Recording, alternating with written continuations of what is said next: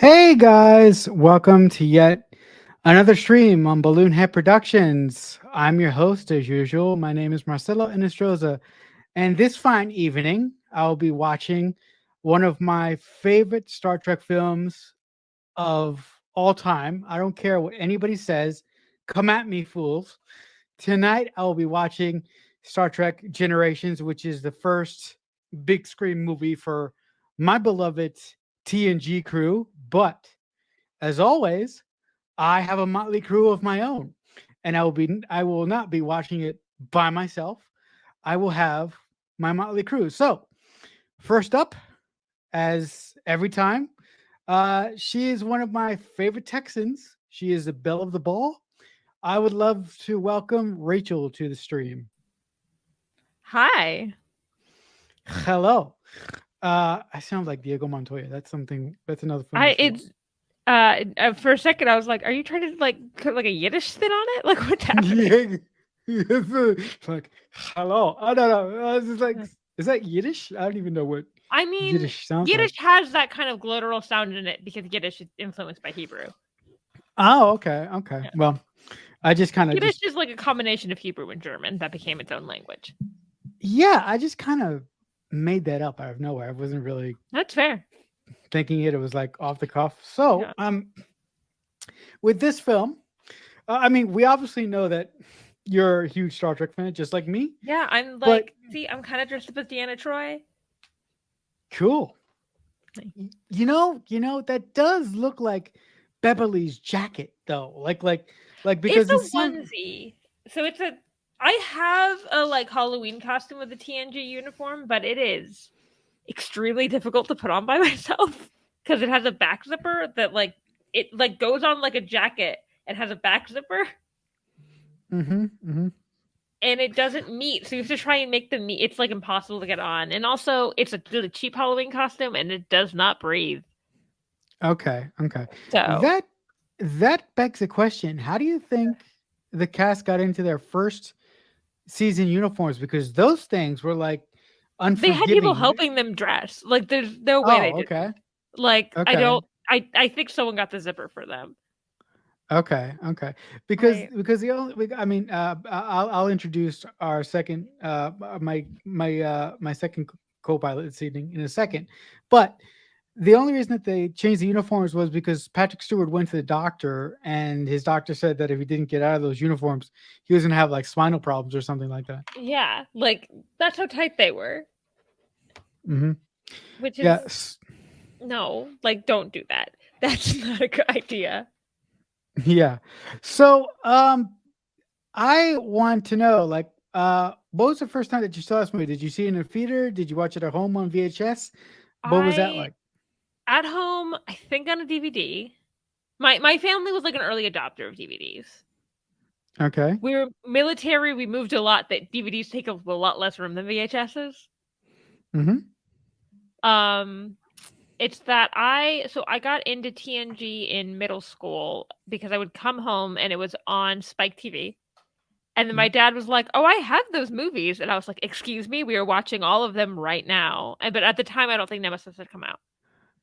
And so he had a DVD set that was like the first three of the TNG movies. And I remember watching all of them. Look. I'm sure that we're gonna get into it during the stream, but what's your opinion on the ribbon or the space ribbon? I kind of think the Nexus is like a really cool concept. I've Okay. always Oh, liked the fascinating, like don't quite understand it sci-fi. Like I actually, oh, it's downstairs. I have a plate of the Christmas scene at the Nexus. oh well, yeah. That also Great, reminds me. Yeah, because I that can put also it out with all my Christmas decorations, and every now and then someone's like, "Why is Whoopi Goldberg on that plate?" Like, that also reminds me. We're probably going to get into an argument about whether or not this movie is a Christmas movie. But with that being if said, Die I Hard will. is a Christmas movie, this is a Christmas movie. That is my standpoint. Uh, all right. Well, with that being said, I will bring in someone who strongly believes this is a Christmas movie. I will bring in my favorite digital artist of all time. She's a dear friend of mine. I would like to welcome Marcy to the stream. Hello. Hi. Hello. Hi. Welcome back to my humble abode, my humble Thank you. house. It is a Um, Christmas movie. There's a Christmas scene. I don't like It's the only Star Trek with a Christmas scene. exactly. okay. Um, okay. So Marcy, same question to you. Like, what? So do you remember the first time that you saw this movie? Did you watch it on VHS, or were you one of the lucky ones that got a chance to see it in the theater when it first came out? I am too young to remember. I was too young to remember when I don't know. I don't know when I first saw it. I more remember the feelings that I had about it, which was I was totally captivated by the Nexus and this idea that you could go into a place where time Well, didn't exist in the same way. And it was wonderful. Okay. All right. Um, I just googled. I was like, because I couldn't remember when the movie came out. I would have been one when this movie came out. I definitely didn't see it. No one brought me to a movie theater. Yeah, okay. I hope not. So yeah, I mean, I don't want to ask, but I assume most of us are around the same age. I mean, I think Rachel, you're the youngest one here, I think I'm the and I'm youngest. I'll say I turn 29 next month. That's okay. So yeah, I'm probably the oldest one. I'm 34. So Nope. uh, You are not okay. the Well, oldest one. I'm uh, 37. all right. Okay. So I know I made at some point we were talking about a Deep Space Nine episode, and I pointed out I was like, "Oh, this came out like on the day I was born," and Marcy was like, "Jesus Christ!" Like, oh my god. No, actually, I've run. I ran into a friend of mine who I just recently got back. I just recently got into Buffy, and like a big Buffy the Vampire Slayer. Right? Like the huge shock was like, this show came out the year that I was born, and I'm like, oh my god, I just want to find a gun right now and just like I'm I oh what the hell? so I watched Buffy in high school on like DVDs, and someone asked like, "Why didn't you watch it when it was on?" And I was like, "It ended when I was in third grade. Like, I don't like Yeah, Yeah. Buff. I would have been also I was a scaredy cat child. I would have been scared of Buffy when I was a little kid. yeah, Buffy. I I love mean, I Buffy mean, now, but yeah. I mean, not to wrangle the conversation. I promise that whoever's watching this, we'll get to the movie in just a second. But this is how old I am. Uh, Buffy ended in 2003, right? mhm. And 2003 was my last year of middle school. So the following year was my first year of high school. So that shows how old I am. Like, but whatever. It happens. I Yeah. Oh, but, like I wasn't Buffy was the like teenage show I watched in high school. I guess I wasn't watching the ones that were actually on the air. right, right, right, I right. did watch Little Pretty Little Liars, which I don't want. Hmm. Pretty Little Liars is a A mess. disaster. I Yeah, a know. disaster.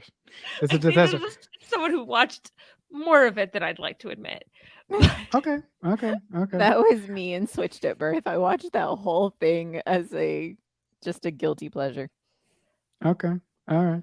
at Well, least Switched at Birth does not, as far as I know, because I've seen a little Switched at Birth. As far as it know, it doesn't have a teacher-student romance that you're like Oh, no. feel icky about.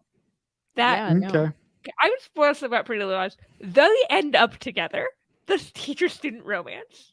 Oh. So wait a minute. The new Pretty Little Liars, is that like the same show or like just like a thing with the Pretty Little Liars Oh, I skin forgot there on was a it? spin-off, isn't there?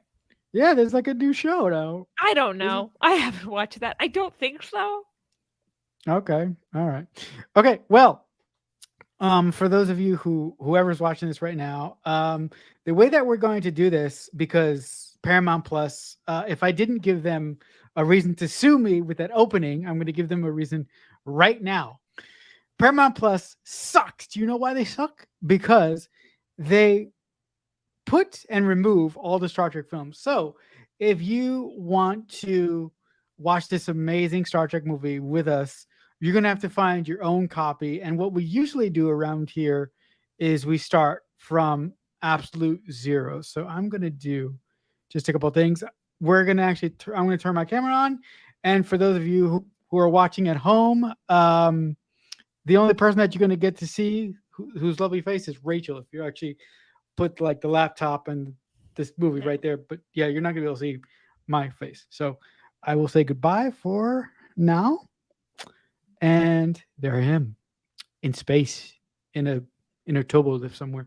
All right, so we are going to start from absolute zero. Yes, is that the plan, guys? Yep. All right. Yeah. So okay, he's not here yet. Okay. So yeah, I just checked too. okay, I noticed so there was 2 chats, but it was just Marcy yelling about it being a Christmas movie. I was in off stage and I couldn't say anything.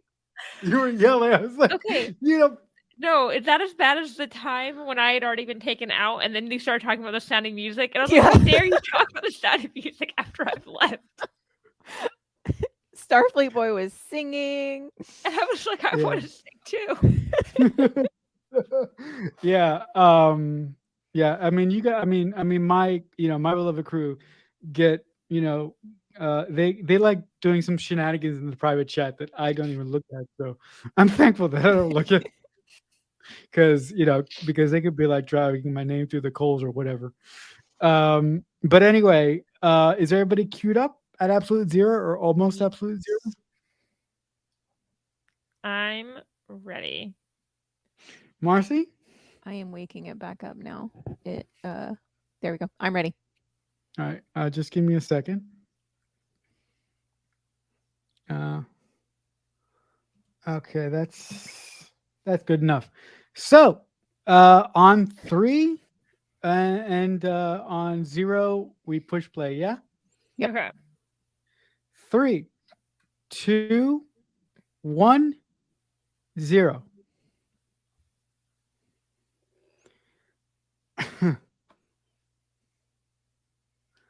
I feel like the Paramount logo is louder now. Yeah, it's a lot louder. I just did a double take to make. I was like, did I turn my volume off on the movie? Like, no. Mm-hmm. I like how in some movies the Paramount logo, doesn't do anything, but or should I say in older movies how it doesn't do anything most of the time. mm-hmm. There's no sound on it.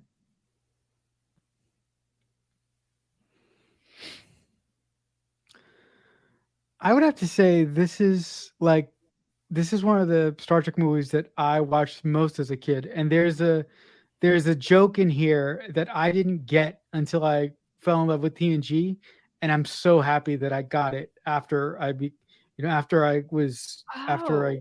re-engaged like, myself. Like the joke is about something from TNG. Is that? Yeah. Okay. You'll have to tell us when we get there, or you can tell us now, whatever you want. No. I'll tell us. I will tell you guys when we get there. I'm trying to think of what Star Trek movie I watched the most as a kid. It was either this or First Contact, because these 2 are my 2 favorites of the team. Well, thank you, Marcy, for driving us towards this movie, because I love this movie. So any excuse to watch this movie, I'll just it doesn't take too much to convince me. Yeah. It's just so like there's such a great fantasy aspect to this film. Like even in the music, like already you can sense it. Yeah. No, and there's there's just this comfort thing about it that I'm not saying that I'm not sorry, Rachel. I'm not saying that the other ones don't have, but there's just something about it. I think there's something special about it actually getting to take place on the Enterprise D. Uh-huh. That like getting to see the Enterprise D sets like lit with like time and effort, like the time you have when you make a movie. You just have more time when you're making a movie as opposed to we're making 22 episodes of a season. Go go go go go. Or like just a bigger budget. Like at different points you could tell like, oh, they have like stunt doubles now. Right. Can anyone explain to me how that bottle floated in space and directly the right motion to come around and smack the the new Enterprise? But that's neither here nor there. I just figure they beamed it out there and like pushed it with something. I've always assumed that maybe it's not actually floating, that it's actually like something that's like someone's actually like there's a remote control aspect to it. Oh, that's interesting. Idea. Yeah. Because it's obviously like it's probably not the fanciest bottle of wine if they're not drinking it. Like, right. I've never thought about that. I honestly, I feel so bad for his character, for Captain Harriman. Captain Harriman sucks. He's lame. No, but you know what? I kind of do feel bad for the guy. Like, it's not his fault that they were like decided like, hey, we're gonna make you do this mission and not give you equipment. That's true. Yeah, that's true. Has anything ever gone right on a Starfleet mission? Don't send people out without equipment. Something will come up. Yeah.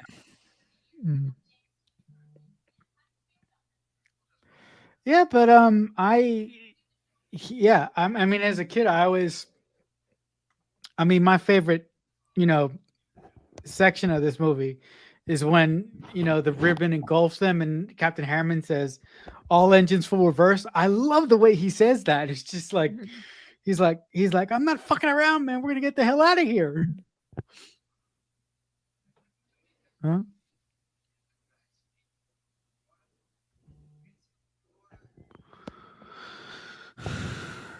So you're right. This is a Christmas movie, Marcy. I think you're gonna. There's also like a feeling of like family in this movie from both the TNG and TOS. Like, yep. Now I'm just gonna my goal is to prove to you it's a Christmas movie. That will be the theme of the evening. Even though we're watching it in October. To be fair, I do sometimes watch Christmas movies whenever the hell I want. So.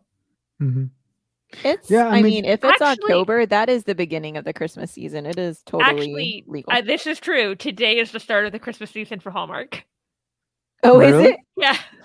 That's funny. No way. No, I'm serious. It's not too early. Countdown to Christmas starts today. Because I pointed out to a friend, and then my friend asked if I wanted to watch anything, and I said, ironically, I'm watching a Star Trek Christmas movie on a stream. That's right.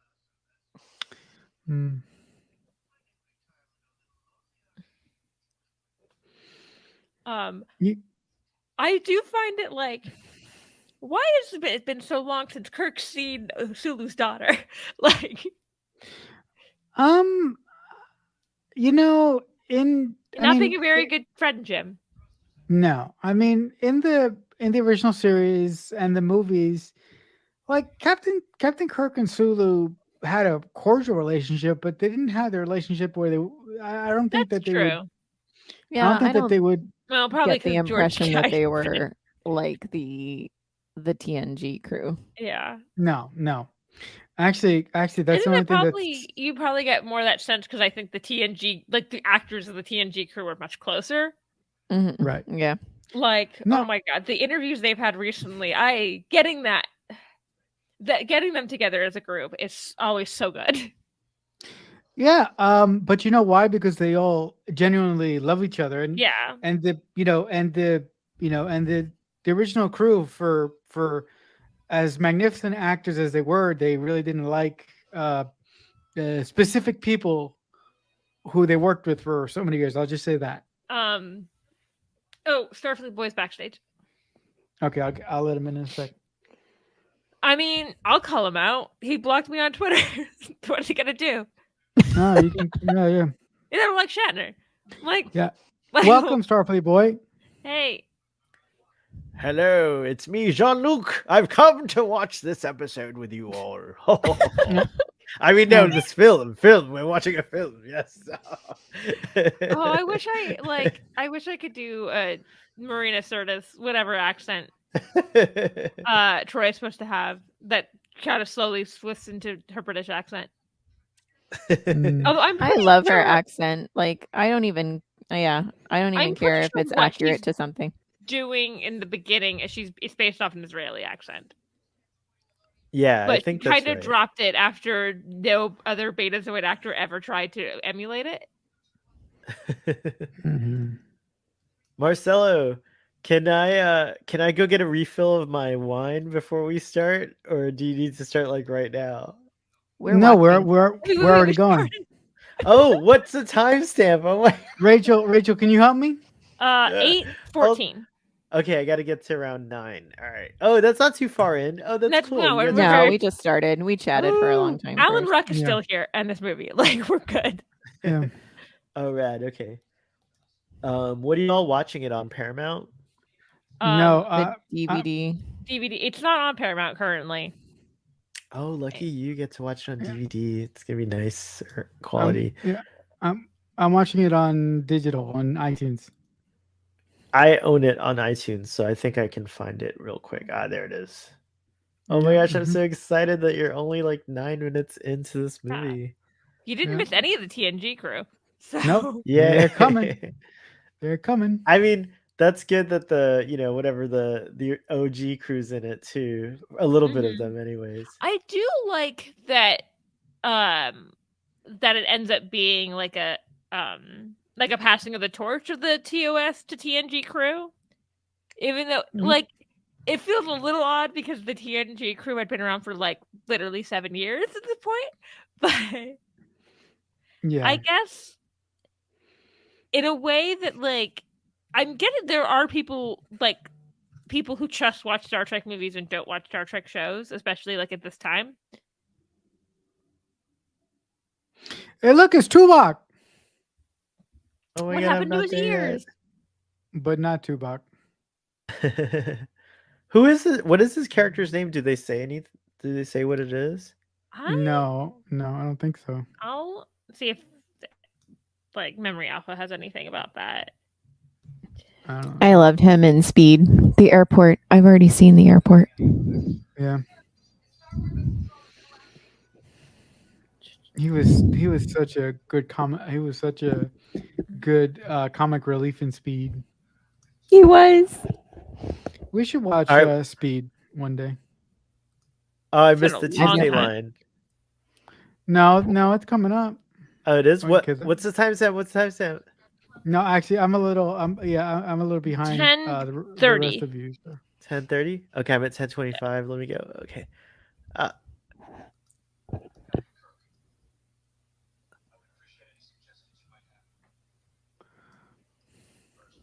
The medical staff is that. What are we seeing? Are we seeing we're within range, sir? Right now it's like flying into the Nexus. Oh, okay. I'm at 11. No, that's why. The Nexus is just so cool. Yeah. Okay, I'm cool. at 11. I loved your 3 or 4. Oh, perfect. Okay, we're lined up. Yay! All right, yay! God. I wish we see Sulu's daughter more. Mm-hmm. Yeah. You got the little kid version of her in Beyond. That's. Oh, that's right. Mm-hmm.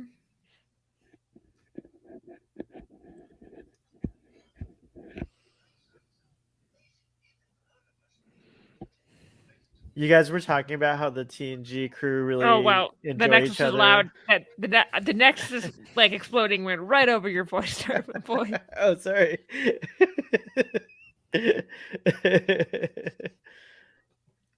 He got 47. That's the magic number.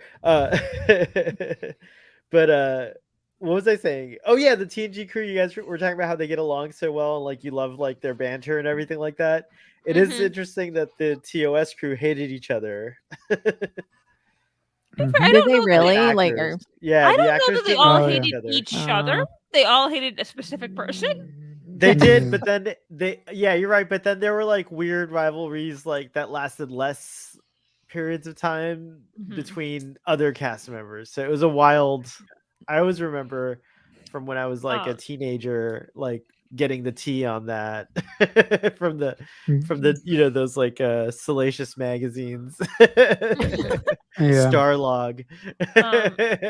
According to Memory Alpha, Tim Russ is credited as Enterprise B Lieutenant.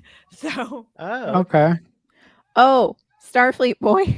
So we all, before you got here, we all talked about the first time we saw Generations and how old we were and all that. So we need to bring you in this. okay. What year did it come out? It was 94. 94?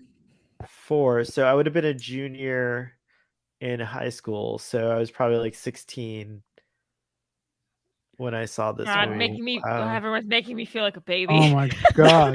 I know. I was like, I was 9. Yeah. Oh my god. When in 1994 did this come out? I'm curious because Was it a December film? It feels like it was. My it was memory November feels like 18th. So I okay, would it have was like a holiday time. Yeah. I would have literally just turned 1 Oh my god. because I remember 10 days after it came out 10 days after my first birthday. That's really funny. Jesus, I do yeah, remember. I was a kid. I do remember like feeling delighted that like TNG didn't end, and I do remember like being really pleased with all of this, like the Kirk's last mission stuff. I Like, know, like I remember talking with my brother about like sometimes this movie has a bad rap, and I don't get it. I love this movie. yeah, me too. Yeah. I love. Yeah. No, but the problem with people not liking this movie is that they think about logic. You can't think about logic with this movie. What are you talking about? It's a very No. logical movie. I also like The why whole are people ribbon thing. why They overthink like it. logic in Star Trek Oh, yeah. explain the mirror universe? Like I don't. Right.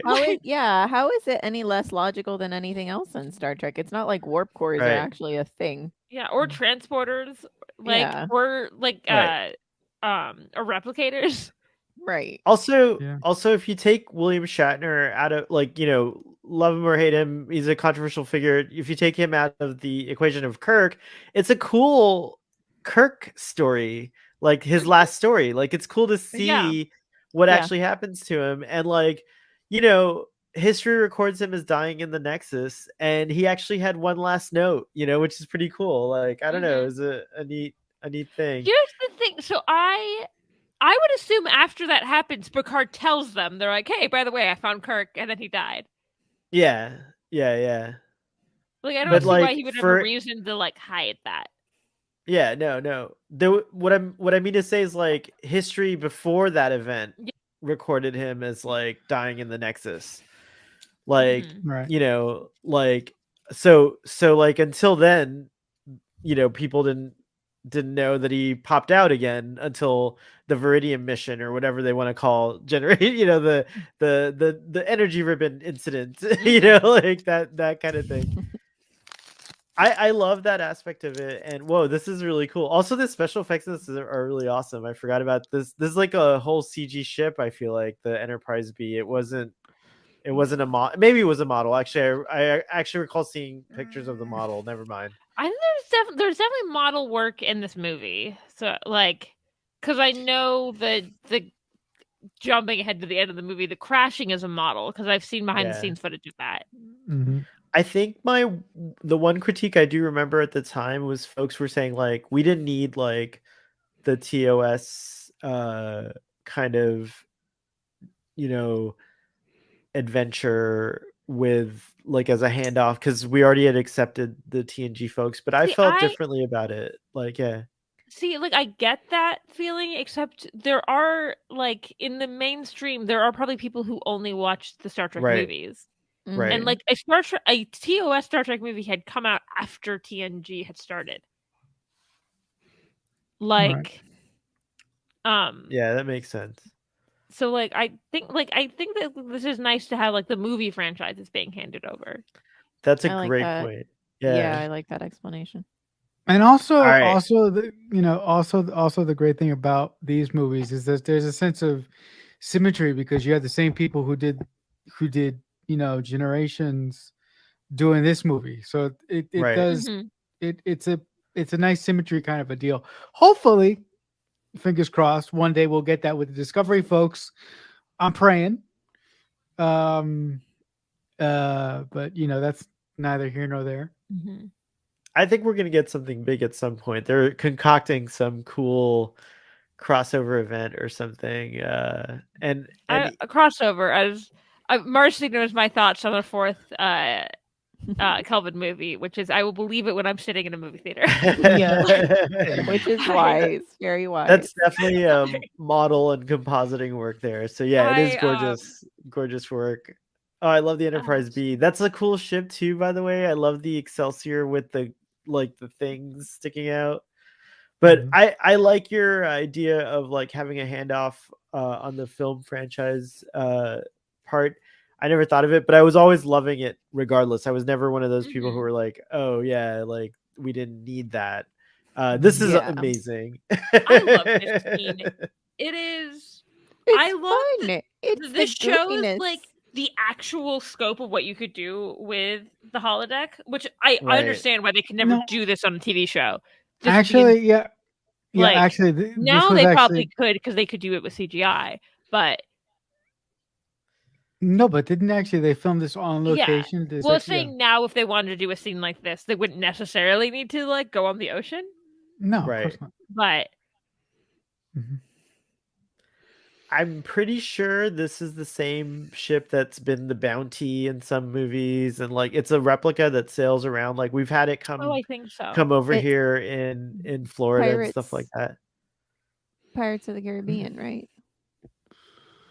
Oh, it might even be that ship. probably. Yeah. Yeah. I guess. I also It's a cool love ship. the anachronism of like Data looking like Data still and Geordi having his visor, but like in the costumes. I always love it's that. awesome. Also, Worf is there. Like, But I feel like it reminds you of the goofiness in TNG, which they certainly did have. Yeah. I like Star Trek podcast I listen to, Star Trek in the Next Conversation, talk about how like Michael Dorn is like this underrated comedic talent that like yeah, it's true. He's so funny in like just in these brief moments where it's just Worf like the big example is when Q's made mortal and he goes, "What do I have to do to prove it to you?" And Worf just goes, "Die." That is funny. Die. Okay, I've heard would anything else in prove Geeks it? in Review point out there are novels where like Kirk gets resurrected after this movie. I've heard those like books are insane, right? Like just all this shit happens to Kirk. No, I but really actually, want to be like, I want to be William Shatner's ghostwriter. I would love to like. Wrote them, right? Yeah, I was think about to say, so. didn't he write them? Ghostwritten. I think they were. I'm sure that he at least is. This isn't even me judging, but I'm sure he has a ghostwriter like helping him. Yeah. Like. Right. But yeah, supposedly they're wild.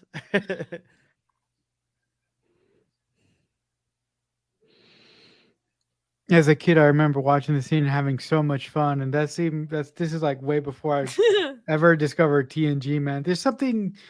I love these people.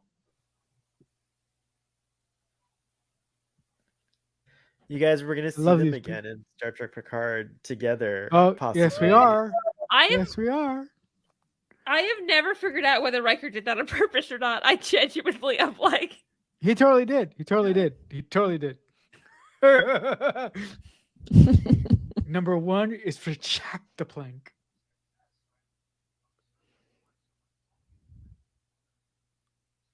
Sorry. She should have seen this coming. Honestly. Yeah. Although I feel bad because she's having a real good hair day. Sure. Like, Yeah, her hair looks fantastic. It's on point. the funniest part is her knocking Worf back in. Like, It's true. Was his knee bleeding? Was it supposed to be bleeding? It looks really red as he's falling I back think in. he has like a I've always garter on. wondered. Yeah, I was always I think wondering. it's a garter to keep up the stock, like a pants. Oh yeah, both of okay. his knees 'Cause like were This bleeding. is my there. more Jane Austen thing. At this time, everyone had like garters because like there's no elastic to keep socks up. And I assume this is supposed to be like Napoleonic era seafarer, It looks like it. which is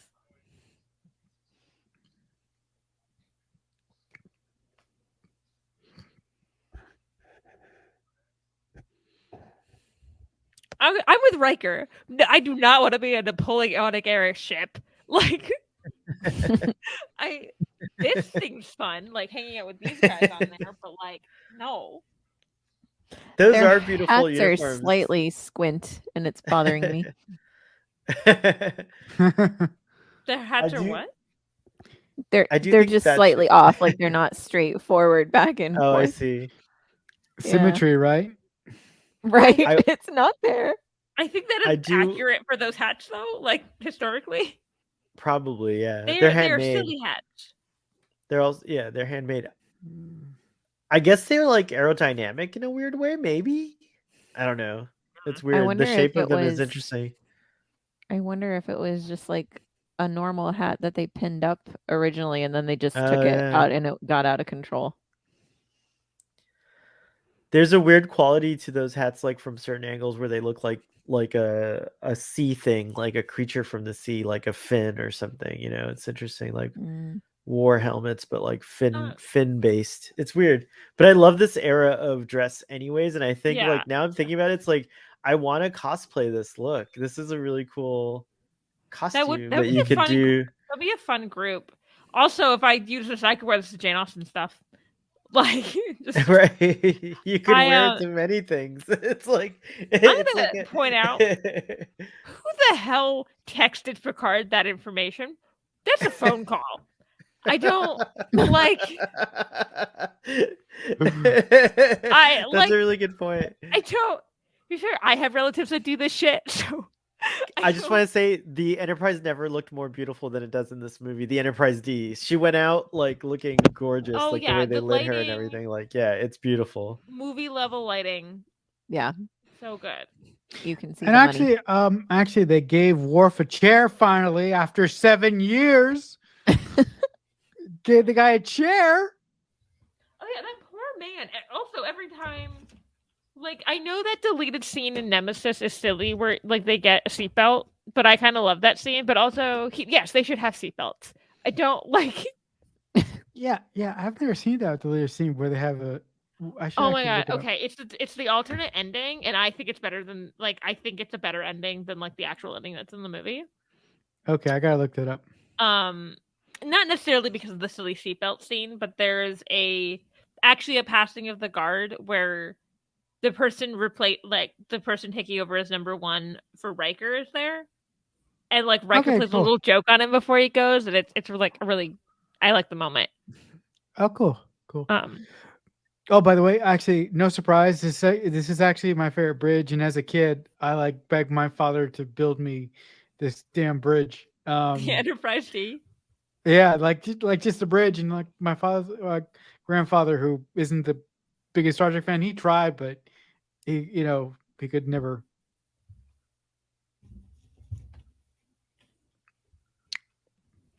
Yeah. Who?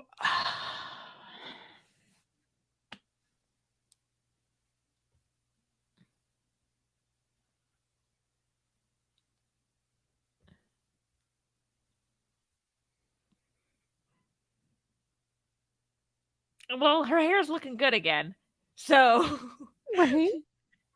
she, I she can't had believe time they to go- made her wear a wig for part of it, and like the series, and then part of it was her hair. Yeah, I don't know. like usually when I've heard that happen, it's because like someone dyed their hair and they didn't like but for her it seemed like she always kind of had red hair, so I don't see why. Yeah, I think they. Hey, look, it's She never knew why, from what I read. Yeah, it's Bashir's uncle. That's my fun fact of the night. That This Malcolm actor? McDowell is actually Alexander Siddig's uncle. Wait, what? Really? Yeah, No, are you being serious right now? I'm being completely serious. Oh my god. Oh my god.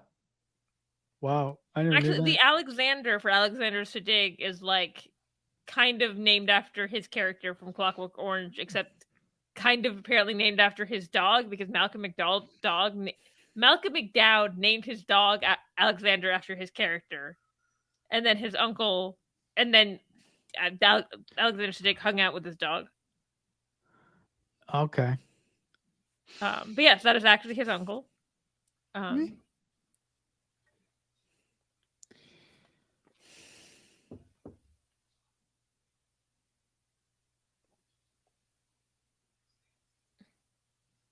Why is she so angry? Apparently, she got a beautiful blowout.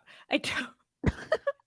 Oh, but I was just like, I know. So for part of Friends, Lisa Kudrow wears a wig because she had like cut her hair short, and Phoebe should always have like long blonde hair as opposed to like short hair. Mm-hmm. But like that actually, but that makes sense. Like it makes sense that she has different hair than like she had different hair than what the character should have. Right.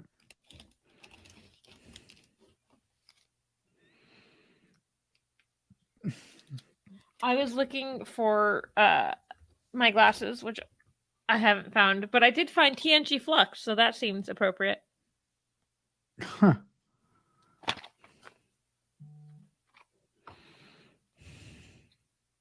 I just got back from getting a wine refill. What was that TNG thing? Oh, TNG Flux, the game. Oh, cool. I also have DS9 Flux. They have more Star Trek Fluxes. I just Neat. Okay, cool. Can somebody give me a time code just real quick? Yeah, 2915. Wow, we're exactly synced. That's crazy. Nice. This chip was like my nerd nitpick. Even at the time, Why I is was like, that? I don't remember the emotion chip being so large in the TNG episode when Dr. Soong presented. It was like this tiny little disc. Maybe they put That's it. Maybe interesting. it's like a micro USB, and they put it not micro USB, micro SD card, and they put it in like the thing you put it in to like make it a big The SD holder card. thing. Yeah, Right. I think there was a really good explanation, which is this version. Well, lore might have like destroyed that other version somehow, or like got corrupted. So or this maybe they version is wanted one to that like run some George. tests and like just be like, "Think Lord talking about?" Like, right. So they had to build one from scratch, and this is the best they could do because Yeah. Soong was so like ahead of it, like ahead of everyone else in his design work. Also, Maybe they added more emotion, so it got bigger. Yeah. Also, another standout moment of this movie, everybody hates. Well, I think a lot of people hate who aren't musical theater geeks, but I just love it. It's ridiculous. It's out of character, but screw it. I love it. And is it the Lifeform song? Because I love Yep. it. Yep. Also, the Yep. shadows and like reflections in this scene, so good. Like it's so So cool pretty. seeing these scenes like lit well. Yeah, that's what you can do on a movie budget, right? Yeah. Marcy, I just want to acknowledge your joke was very funny. I made a joke. Yeah, about the. I missed that. What Did was I- the joke? What What joke? was the joke? What was the joke? Wait, now I'm doubting myself. No, I What might was have. the I just joke? don't know what it was. Sorry, No, please. Wait, what was I laughing at? I was gonna like say something about it. All right. Okay, well, The- nobody knows The joke was funny, and the joke is forgotten. Okay. Sometimes I throw things out, and yeah, I don't remember them after they're escaped from my lips. So we can This go is back the and listen to scene it. that I was cracking up at in the theater, and everyone it got a laugh out of. I remember the whole crowd like kind of laughing at this. This is funny. It's good. Also, the lighting, like you said earlier, is crazy. It's like really cool. We've never seen the Enterprise lit this way. So that was the one thing I do remember bothering me as a child was that it didn't look the way I remembered it from the show. From the show. So as an adult, I appreciate it, and I'm like, look how like pretty it is. But as a child, Or for I the did not like I would it. say for the first time, it 10 forward actually looks busy. Oh yeah, That's it's packed with extras. It's true. Yeah. that's a good point.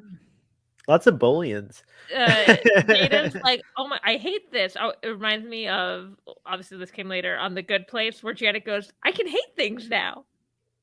It's cool also to see like all the different kinds of uniforms that have been on TNG on screen. Mhm. They had some of the season 1 ones, different, all the different variants. Also, Oh God, you'll have to start pointing out when people are wearing the uniforms don't quite fit because they're wearing Deep Space Nine actors' uniforms. Oh, right, that's right. yeah, we take shots. Sorry, go ahead. Yeah. Oh Also, God, the am I supposed light. to have shots? I just have water. I have coffee, so I'll just get more caffeinated as we go.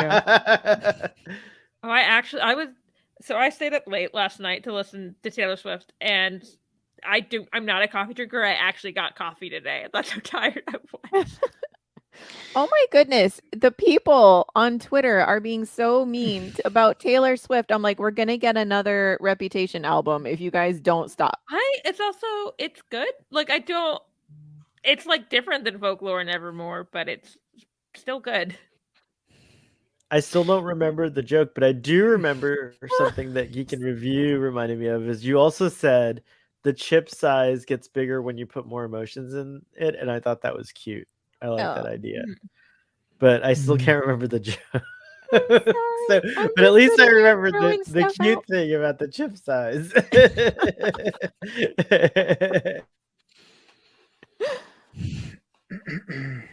Also, the lighting in 10 forward is really good. It's got like this yellowish soft light. Yeah, that is really great.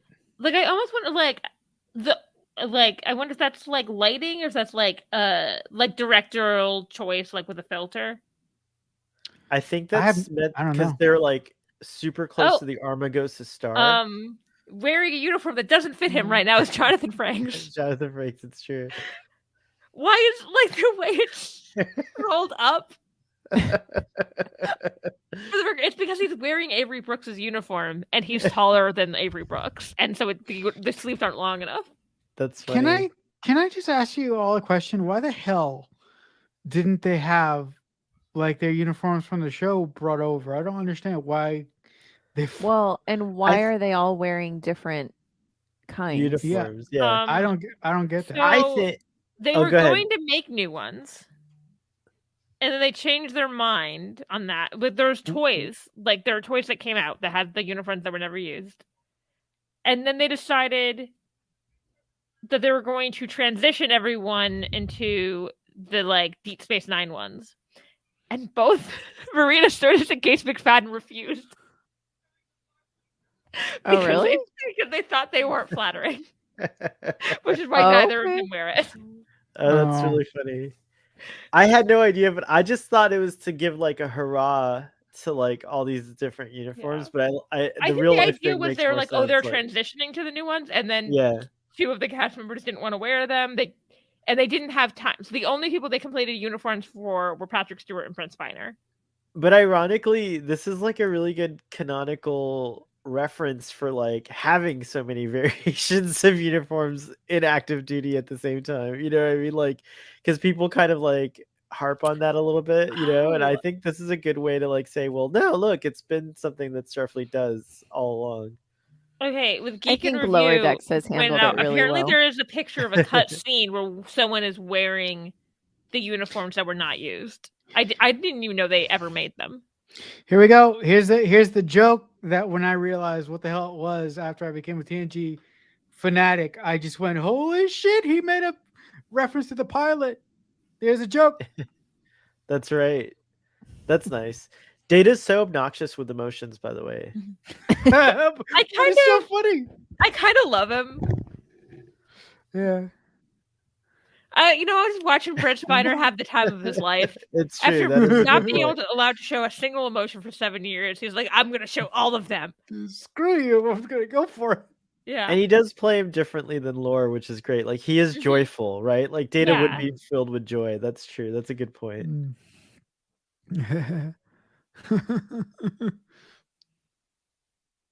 And he's scared, poor thing. That Mhm. is heartbreaking. I remember being really struck by that.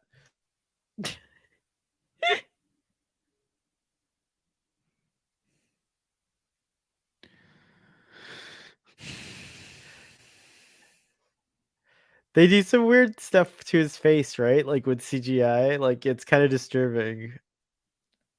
Oh, I think late, not like right now. It's but I coming think right up when he loses it, like when he starts getting like a panic attack type laughter.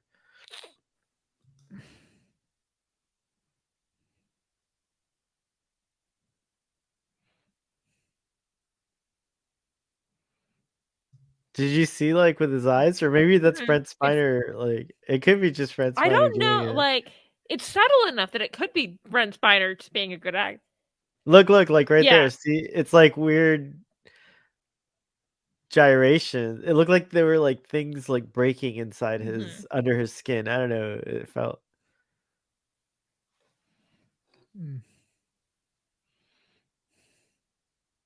He's so good. He's so good, Brent Spiner. Like the way he just switches there, it's great. Mm-hmm. I love them all. Who said that earlier? Was it Marcelo? I love them all too.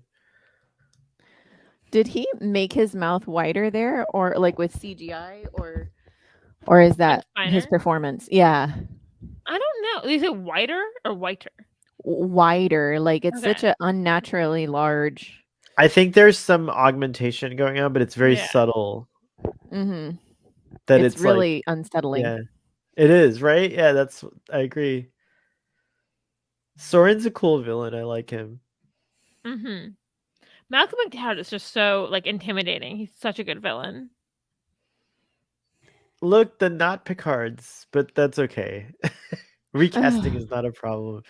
Yeah. Yeah. I love Generations. It's like such an awesome movie, but I have a tough time forgiving the writers for this. Like I didn't see the It's like also, I didn't if you think it for like 5 seconds, what a violent way for that family to go out. yeah, it's It's like so tragic. it is really Like- tragic. It's horrifying. And so I often when we were doing reviews for Star Trek The Next Generation on my channel, I would like stand for Renee and Robert Picard, and I would often do this character called the Ghost of Robert Picard that would haunt Jean-Luc afterwards. You let us die, Mm. Jean-Luc. Oh. But no, it is I'm horrible. Yeah. look at her in a uniform. Yes, Phenomenal. Yay! yes. She looks absolutely phenomenal. Oh, although She I've always looks kind of fantastic in a assumed uniform. that the reason that burned down was Robert's like insistence on not using a lot of technology, because It all makes sense. No, it all fits, like but I just fire love suppression systems, for instance. I it mean, all made yeah, sense. Like I just like hated them for doing that to Renee, because like I really had hoped that like Renee would be kind of like Sulu's daughter, like just pop up Yeah. in later Star Treks, Like It's so like I loved one thing. Renee was a cool The character. thing that makes it really tragic is Renee. Yeah, exactly. yeah, but you know what? I mean, I love Ronald D. Moore. Like it's a very, very rare purpose where I burn his name in effigy, not like I do some other people in the Star Trek universe. But I'll just say that. But I don't blame. Well, I kind of do blame them for being rushed, but I blame the studio for not giving Ronald D. Moore and Brandon Braga enough time to deal with the TNG finale and this. It's also that they wrote Best of Both Worlds and this, and Yeah, that's a problem. back to back, Yeah. which is like Yeah, an insane thing to ask someone to do. yeah, that's the problem. Yeah. And I have to say, you guys know I love Star Trek Picard, but one of the things I love the most about Picard season 2 was whether she was handled the best or not, was Renee Picard. I liked her Mhm. character, and I loved like it was a weird homage to a character that takes place in the future. So actually, he's probably named after her. So it's like a weird, cool, timey-wimey thing. Like it was just like really special. So I enjoyed the inclusion of Renee, and in a way, she fulfilled like kind of like what I wanted to see for his character. Renee Picard was a Yeah. very cool figure in history, and now like it's cool. I like that. I also Yeah, I like because that I the have name lived seen people, on. I love this scene, but I have seen people be annoyed that they like made Picard cry, and and not just be like stoic the whole time. And I'm like, I'm sorry, 2 of his family members were just violently killed unexpectedly. It'd be weird if he didn't cry. Like, Yeah, it's Yeah, a super. but No these like offense, but it's toxic. yeah. This It's a super toxic bullshit masculine type. I'm response like, because I was like, if you have problems with the fact he cried in this scene, you have some issues you need to deal with. That's it. That's it right You're there. not. You might not be human. I'm sorry to break it to you, because like this is the one moment, and then also in the history of this whole character, he rarely breaks down like this, so it's always like epic. And I mean, and also, I can think of like maybe like probably on like count on one hand the amount of times you've seen Picard cry. Right. And the last time he did it was because he was like overwhelmed by like emotions from one of the last times he did it was he was overwhelmed by emotions from Sarek, which was a cool episode too. Yeah, so I could think of like top of my head, I could say like Sarek. There was the torture scenes, the torture stuff, and then I think he cries when that weird time thing messes with his emotions. Oh, where like he goes from laughing to crying, and I cannot remember the name of that episode. Right. Where he makes a smiley face at the cloud. I know which one you're talking about, but yeah. Yeah, Also, I mean, yeah. I mean, look, everybody knows it's well documented that I have my issues with Picard, but the one thing that I really appreciate about Picard is that I've never seen Jean-Luc Picard be outwardly emotional as the way that he's been portrayed in Picard. I think I think they really did a nice job with that angle and how they've handled the character. I might not like what they did with him, but they decided to show a completely different side to him, and I really appreciated that. I'll just say one thing I appreciate about Jean-Luc is that if you get to know the character, he's actually quite expressive. Maybe not in the ways that like some characters are, but he gets excited. You do see him get giddy. Like I would use like statements like that about his emotional expression, but like words like giddy, or whatever. But and it's also usually he's stoic because he's in charge of everyone, and the one person he lets himself be emotional in front is his therapist. Which is the appropriate thing to do. Yeah. Even if she is someone under him. Like that's still that's a different relationship compared to everybody else. Yeah. This felt like so cool to see, like just I remember because this is like a 70 millimeter like widescreen type, like very wide, what is it, 16:9 aspect ratio. And it was so beautiful because I remember back then, like screens seemed bigger when I was a kid. Maybe it's because I was a kid. No.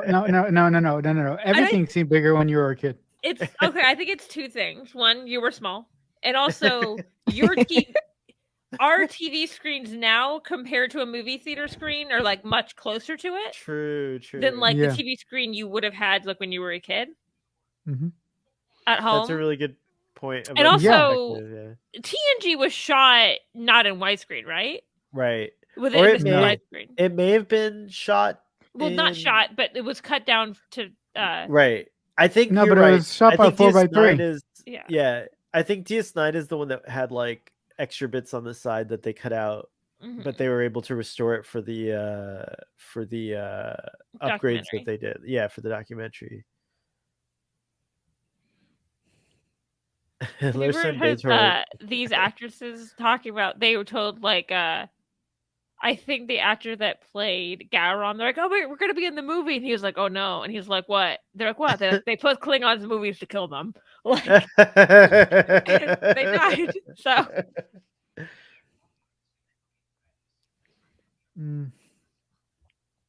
it's cool that we're seeing the Duras sisters and we met those triplets on Lower Decks that were kind Yeah. of inspired by them. Yeah.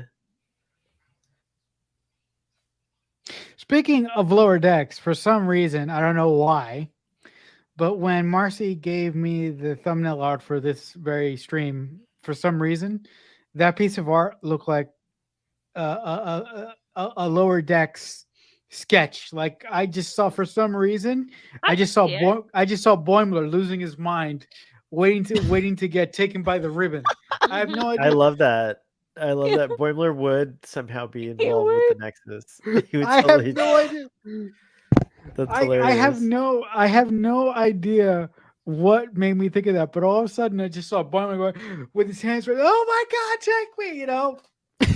I love your illustration because it looks like the guy that's there, like it feels like it could be me. Like he's like a cool guy. I like him. He's not Thank quite you. as crazy as Tully and Soren.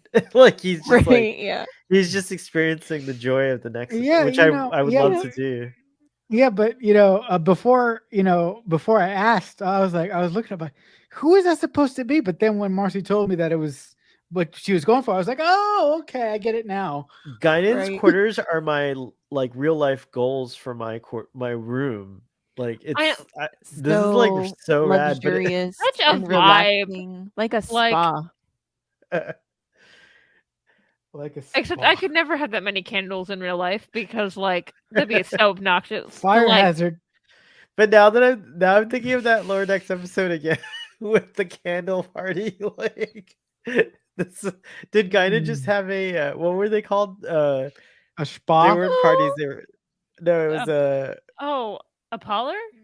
The spa or something. They call it a spa no, not party, a right? spa. It was like a oh And darn, then why can't I was it remember? parlor? No, what was it? Oh, I don't remember. I don't remember. Castro calls it a salon. It was a salon. A Yes. salon. A This is a salon. salon, guys. Mm. It is. I want to have a salon. Now I want one because Guinan's salon is really cool. Yo.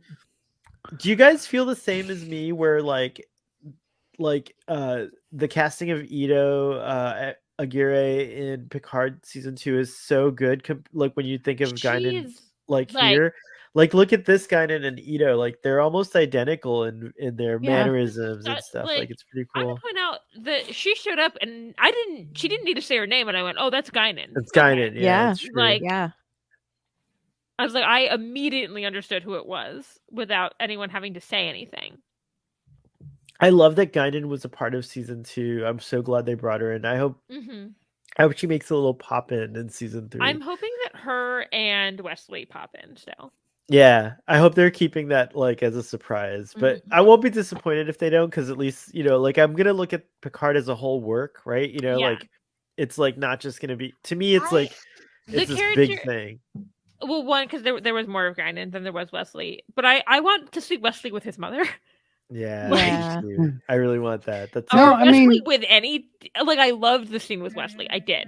I want to see Wesley interact with some of the TNG characters. though. I am so glad I'm not on video, because Rachel, you're gonna make me cry. Yeah, no, I mean, Wait, you know, why am I gonna make you cry? Because I'm talking about because Wesley. I'm imagining Wesley and Beverly. I love Dr. Crusher. I love Beverly. She's like one of my all-time favorite characters. you know, I love their just relationship even in real life. They're so Yeah. sweet. They're so sweet. Yeah. Like them, and then like Avery Brooks and Sarek Larkin's like Yes. relationship are like so pure. yeah, I just want something simple. I just want to see a Star Trek series run by Terry Matalas from beginning to end. How about that?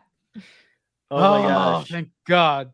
I'm excited all- after watching 12 Monkeys. I'm super That's excited all I will about. say. And 12 Monkeys is one of the best TV shows ever. It is. You were right. It's true. Right? I It's was true. saying it. You should believe me. I believed you. I just didn't have the time, but I made the All time. right. You do now. Yeah, but no, I am hilariously excited for what Terry's gonna do with season 3. And a lot of the TV shows that I've liked throughout my life, I feel kind of blessed with Star Trek because a lot of the characters that I really, really love to watch from my various TV shows, I finish the TV shows and I never see them again. So it's just really awesome that the Star Trek universe brings back these characters that I love, and it's cool to see them again, and it's cool to spend time with them again. Mhm. This is a really cool set. The stellar cartography. This was amazing in the theater, if I recall correctly. Yeah, it was pretty epic. Yeah.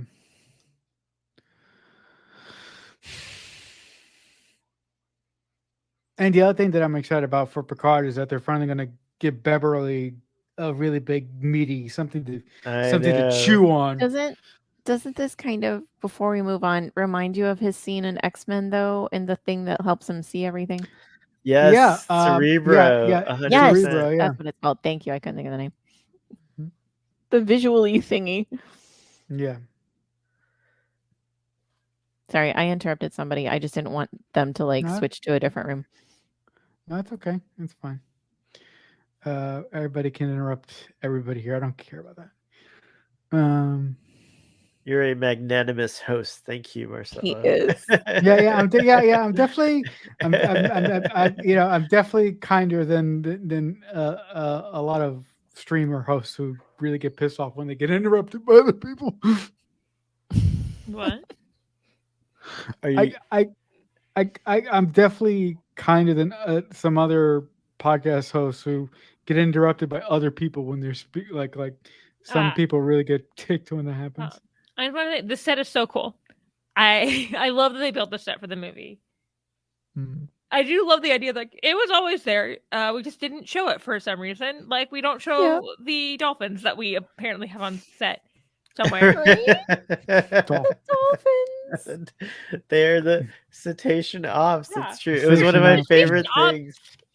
Has like always been on the map of the Enterprise. Yeah. There are Actually, dolphins since somewhere. the officer's manual is where it first showed up, and I've been so excited about it. I've always stand for it. And if you listen to all the Starfleet boys of old, you hear me talking about cetacean ops. When is it going to appear? And it finally did on Lower Decks, which was awesome. I kind of have wine. I have rosé cider. Ooh, rosé That's cider nice. is good. That's This awesome. animation is awesome too. I want this like. I feel like someone should make a VR version of this. Oh, I wonder if they did that in like Star Trek Online or something.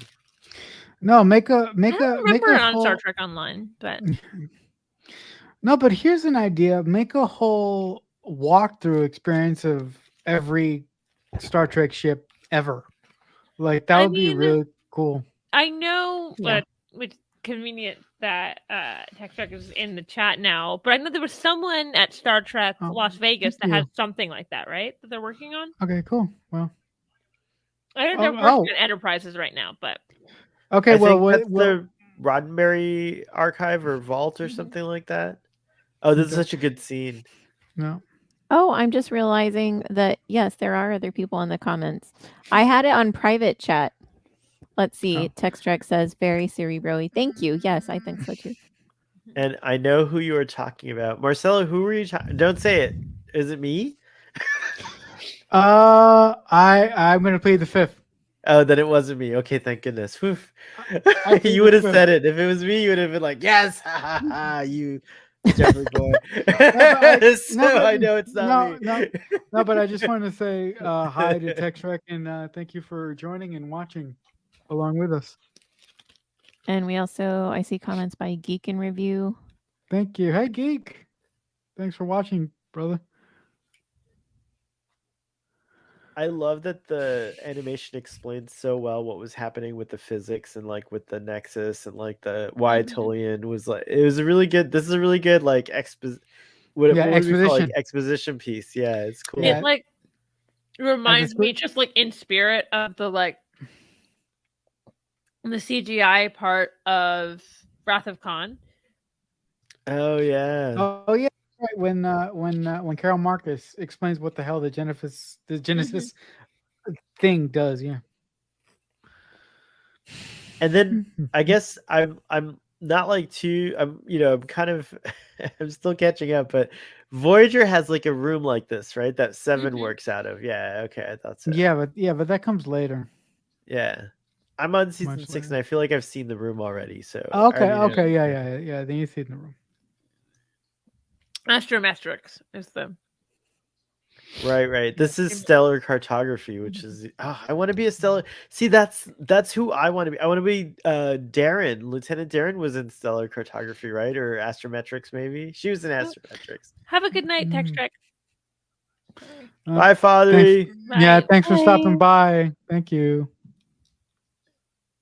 But the only the greatest Star Trek simulation of like the Enterprise D that I've ever seen was this independent company called Stage 9, and they kind of built the ship backwards to forwards, and they had some problems because CBS sicked their lawyers on them, so they had to stop the project.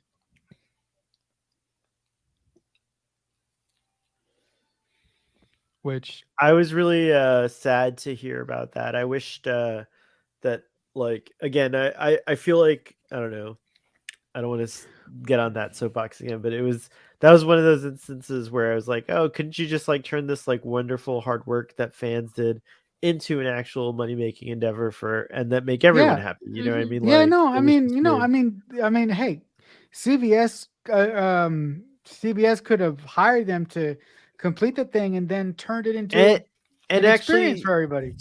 to be fair, some of those artists have actually gotten jobs working for various projects that are Star Trek related directly Because of with it, yeah. CBS and stuff Mhm. like that. But regardless, like it's a shame that like this like wonderful project that fans enjoyed like was just like, like, and might have even paid for or like done something like, filled Yeah. out a survey for whatever CBS, get the hits or the views or the likes or whatever, like it CBS, would have been give me a Star Trek theme park. yes, we want one that too. We want All I I'm one. mean, saying is Universal is building like another park in Orlando right now. You used to have like a working relationship with Universal. This sounds crazy, but if they actually open up a Star Trek theme park, I would move to wherever that is and like find a way to like be really involved, like Oh my either god, like you'd be work like there or whatever. it'd be like Yeah, a Disney influencer, except for the like one part of this like the Star Trek. that's it. Yes. I don't know. My best bet, like my fever dream is I cannot remember what the name of the new Orlando Universal Park is, but to have them build part of it, to build like that being one of the lands there. So No, I Geek and mean, Review is saying they toured parts of the sets of this movie. I went to see them, mostly props like chairs, torpedoes, phasers, etc. That sounds like That's fun. cool. Oh, that's really That's cool. very cool. That reminds me of that I'm jealous of anyone who got to do Star Trek the experience like in Las Vegas. Yeah. Yeah. I lived overseas for basically the entire time that existed, so Actually, and I also was a child and didn't have control over where I went on vacation at that time. I was in That's my fair. late teens, perhaps early 20s, and I missed out on it, unfortunately. I wish I could go back. If I could turn back time. Yeah, no, actually, watch us make time travel technology just to go to the Star Trek experience. Yeah, that'd be really cool. Oh my god, I would have so much fun. But also, this is my also part of my bid to Universal. Disney owns Star Wars. It would be nice if you had the other space franchise. It would be nice. Mhm. It would be nice. Like, it would be nice, actually. Universal. Oh my god, Rachel's speaking the truth. Given for free. Saying, this is for free consulting right here. That yeah, your kids. Is anyone from Universal watching this? Probably not. But they we will shout it from whatever platform we can. Yeah, exactly. I'm on I'll board make a with this. I follow people who talk about theme parks on TikTok. I don't think any of them follow me back, but a couple people like that I follow have followed me back that I'm confused by because I don't like. It's a couple like theater people that I'm like, I don't make theater content though because I don't live in New York. I don't say enough live theater to like make that what my account is about. Maybe they just like you. I was like, that's like cool. Why did you follow? Like, That's cool though. Your Yeah. videos are, I don't know, they're like real and entertaining. They're really good. Yeah, that's it. Thanks. That's it. Maybe they just like you. Yeah. Um, yeah, but I mean, that's why I really appreciate the folks at Messy Desk, because the Messy Desk Interactive folks have done something that I've wanted my entire life. They actually built an entire starship, and I could go walking on it whenever the hell I want. They, they built the Orville. So if you're, so you know, so where is that? yeah, you can actually play the Orville fan experience on Steam. You can download it. Oh, it's okay. It's Yeah. VR or No, it's an actual game where you can make Okay. a player and walk to the ship. There's multiplayer. There's different there's different levels where you can go to different places in the Orville universe. Can someone give me a timestamp? I buffered. 1 hour, 2 minutes and 51 seconds. Oh, cool. I'm right there at 52. All right, cool. He just fell, Picard. Mm-hmm. Okay. Yeah. Yeah. So thank you. My cat's asking for his late night snack by stomping on my bag. So I'll be back. Yeah, give me food now. I find this part so funny. Like, she's the most beautiful person I've ever seen in my goddamn life. And they're like, who?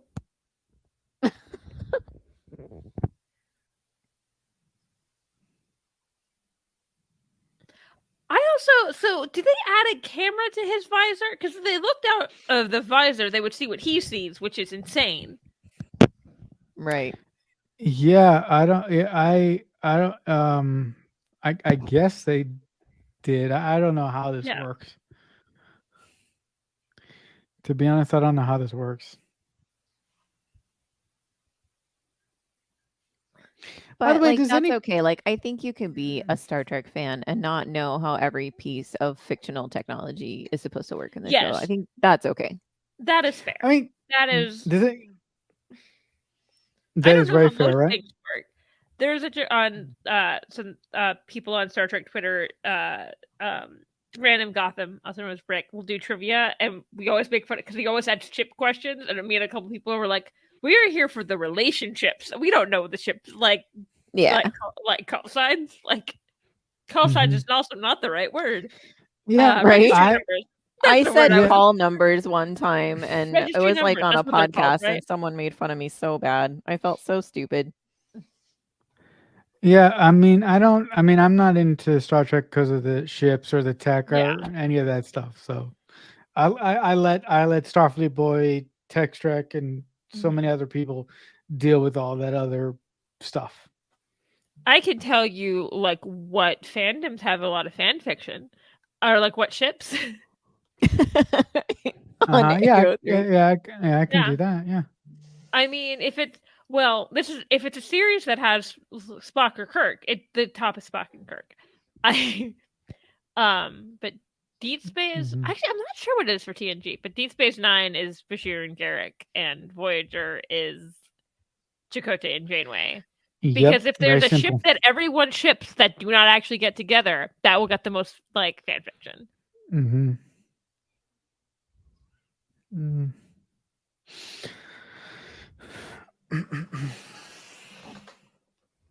I'm now realizing that when I was younger, I thought Malcolm McDowell was much older in this movie than he actually is. He just has white hair. That's like not. How old is he? He's like in his 80s now. Yeah, like I probably like. Malcolm but how McDowell, old is he in this movie? He's 79 now. Okay. And we said this movie came out in 94, right? Yep. Okay, one. Yes, and he was born in 43. Oh, so he was 50. Like in his 50s. He was in his 50s here. Okay. And I probably, when I was like a little kid, I do not at all. I do not think he looks like that at all now. Probably would like, oh yeah, he's old, like 60s, 70s, 80s. No. Well, like that's how I felt about Picard in Yeah, it's same. TNG. Because he's Yeah. bald. Like there's just Right. So I imagined he was like 70 years old. yeah. No. Well, that's when people are like, why doesn't Patrick Stewart age? I was like, it's just the thing that aged him the most happened when he was 20. Yeah. Like, Yeah. I love this part. Riker Here we looking at go. him. Here we go. so they also messed with Geordi because they also like messed with Geordi's memory, so he doesn't remember the fact they messed with him, right? Yeah, he doesn't remember that. Yeah. Yeah. I do love they're just annoyed he hasn't gotten engineering yet.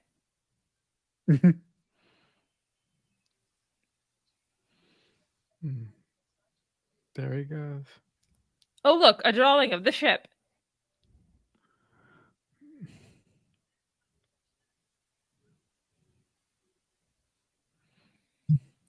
This is a pretty cool action set piece. Mm-hmm.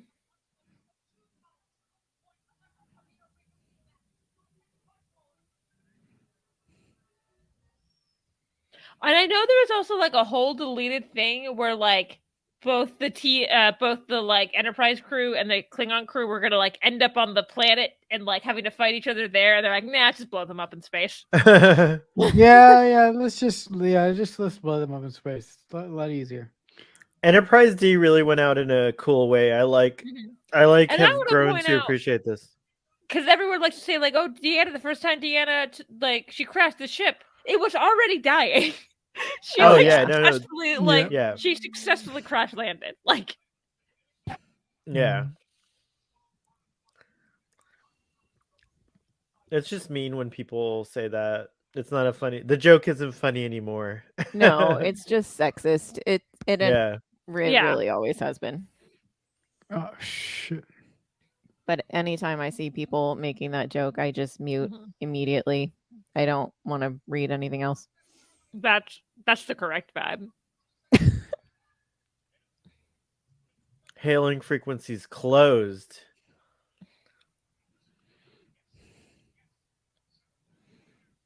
I love that I also Riker's like just freaked out. assume that no one on Deep Space Nine had a uniform big enough for Michael Dorn. What? Because How is that not possible? Well, like he's the only one who doesn't have like a uniform on, or that have the new uniform. That's not the woman who refused. Right.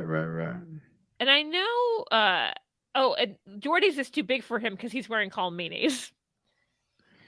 I don't. Yeah, that just like the fact that they did not tell her at least the uniforms for the entire cast. I don't understand what they were. They ran out of time. But, yeah. They probably ran out of time. Yeah. Since we're talking about weird stuff from Twitter, I think it's so weird that people are like obsessed with Michael Dorn's facial hair, or rather, worse facial hair. Oh, and, like, just think stop it's like wrong or whatever. Like it's so weird. Just stop it. People's facial hair changes throughout their lives. I know. Yeah. I'm like 100% on that. Like it's just so weird that people are like freaked out. Like, oh yeah, that's not how it's supposed to be. Like, what are you talking just about? stop it. supposed Do you? What's wrong I with mean, his facial hair? seriously, like, do people really know what Klingon facial hair is supposed to look when it ages? Come on now. Also, this is an awesome scene. Why is that one guy smiling? He's the only.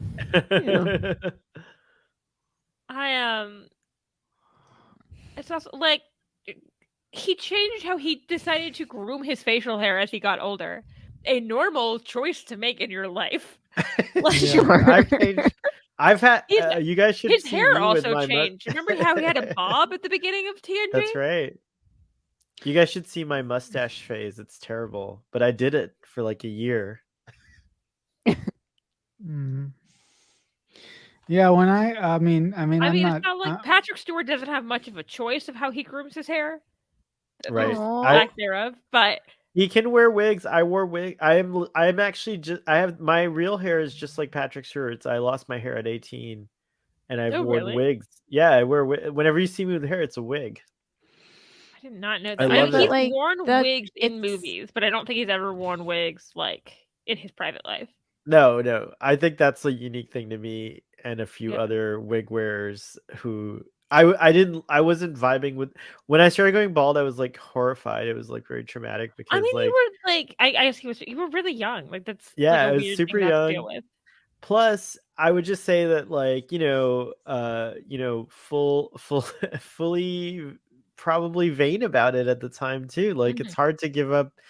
My hair was something that got me a lot of attention, and so when it started to leave, I was like, "That's like my best part, my hair. It's gone." So I started wearing I wigs, but and I see, loved it. I think you have the right attitude. Like I feel like it's not something people should be embarrassed about if they have yeah. alopecia or anything like that. There should be acceptance. Like it's a fashion choice, Mhm. it's a personal choice.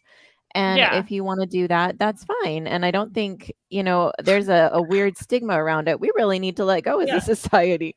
Yes, Yeah, there is. And can I point out Jordy's like model role outside of that door? that was awesome.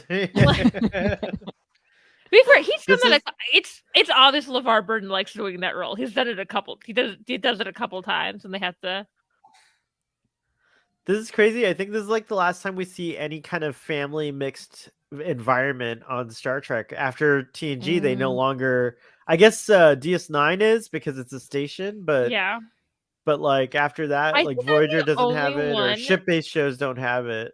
I'm the only one that I know that true. never found it that weird that kids were on the ship because I grew up on Yeah, military bases. And like to be fair, like a submarine and ships don't have kids, but like starships are much in like space are like much like compared to like bases. Yeah. I also think it makes sense that the Enterprise D, which was so massive, was Yeah, the first was experimental, like generational ship almost. Like, mhm. let's see what It was happens if you could bring your families on The board. yeah, Enterprise, it was I very would plush. about 1,000 people lived on the base I lived at in high school. I would bet 1,000 people could live on the Enterprise. Well, yeah, and I feel like they've shown like what actually the amount of room there is on Enterprise. Like 1,000 people fit like just in a small hull Mhm. plate. Like it's crazy. So there is a lot of room. It's insane. That's cool. I missed the D. The D was a good ship. The T is a great ship. It was I so like understand. comfy and luxurious. Yeah, I understand why they wanted a new ship. One, because I think they said the sets were kind of small for like movie stuff. Because like you typically like have like more equipment on a movie set than a TV set, and like the Enterprise Yeah. E is also a very cool ship. But Yeah, Enterprise E is beautiful. Mhm. Exterior wise, like I think she's one of my favorite looking designs after Mhm. the Enterprise A. So like those are my first and second, and then D would probably be my third. Again, I'm sorry, I have to point this out. This is the only time we see an Enterprise land, and it's not supposed to do that. But like, okay, we have a restaurant called Scotty's Landing. You know what I mean? Like landing can mean a lot of things in naval parlance. Like arriving at a planet, you could land at a planet. Like, instead of I like believe I believe it would we be have the called word like docking planet for that. fall. Well, yeah, we call planet fall. I don't know. I think it's Okay, still this fun. is proof that they had like bigger budget is like they have stunt doubles. Like That's true. go around. This is the first Oh, time we hear. Yes. ooh, That's like the first like proper curse word on Star Trek, right? I I think remember my so. parents being really not happy about that though. Yeah. oh, This is where really? Yeah. yeah, my parents were Okay. pretty upset about it too.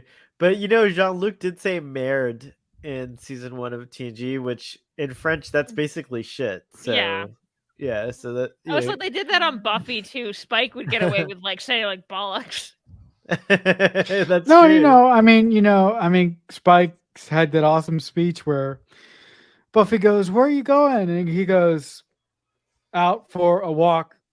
bitch. So I mean, bitch is allowed on like Star Trek doesn't really do that, but like bitch is not one of the like banned words, which I find it weird that shit is and bitch isn't. Like, Yeah. I find it much more offensive, honestly. yeah. Yeah, agreed. Like, and I do This like is that so moment good. in Look at Buffy this. because it's very in character for Spike. Mhm. I remember watching the making of this so many times, but it still looks really good. It Like, looks so good. yeah. Mhm. Mhm. Oh, by the way, did anybody notice that this film actually was directed by the same guy who did the uh the Deep Space Nine pilot? Did anybody notice that? Oh, I knew he directed episodes. I wasn't quite sure which episodes though. Yeah. Well, he did. Yeah, Wait, the guy who's the who director, Marcelo? I have no, I don't have his And name there's offhand, but something you guys can so look by it up. them crashing a model here, it just looks so realistic compared to like Completely CGI. Right. The CGI yeah, shit. like Yeah. what we get Yeah. now. Yeah. Mhm. It looks So- really good. I know, Yeah. and like I get why this is probably hella expensive to make. Mhm. Yeah, I don't know his name. Somebody should look that up. Yeah, there's just But- something about like actually tearing shit up that looks better. Tearing like, shit And like I think the correct thing is probably like a mix of CGI and like practical effects. like what they do on 50-50. Mandalorian. I Yeah. feel like is 50-50. really good. Mhm. Yeah. And like Um, I would agree if like anything is like if it's gonna like put an actor in danger, yeah, don't do it practical. Like do it CGI then. Like I get that. I will say one thing. This scene might be protracted. like It seems like it would take them a while. that's true. I mean, they were It's coming from realistic. space. That's true. so- It is You know realistic. what the I reason I guess. think I allow it is you kind of don't see these characters anymore after this part of the movie That's true. That's a good because point. they don't actually end up doing anything with them on the planet. Like you No, don't they really don't see do right until they're like getting the stuff off the ship. So I'm fine with Mm. them like taking their time, leaving like. Yeah. as characters. Also, that last shot was a cool shot, a perspective of the Enterprise we rarely or may have never seen, which is like right up close to the exterior part of the hull, the front hull. You know, the forward hull. That might be 10 forward that we were looking at, which was pretty cool. Yeah. They do that on Lower Decks. I'm appreciating Lower Decks so I feel like Mike McMahon must love this movie. You think?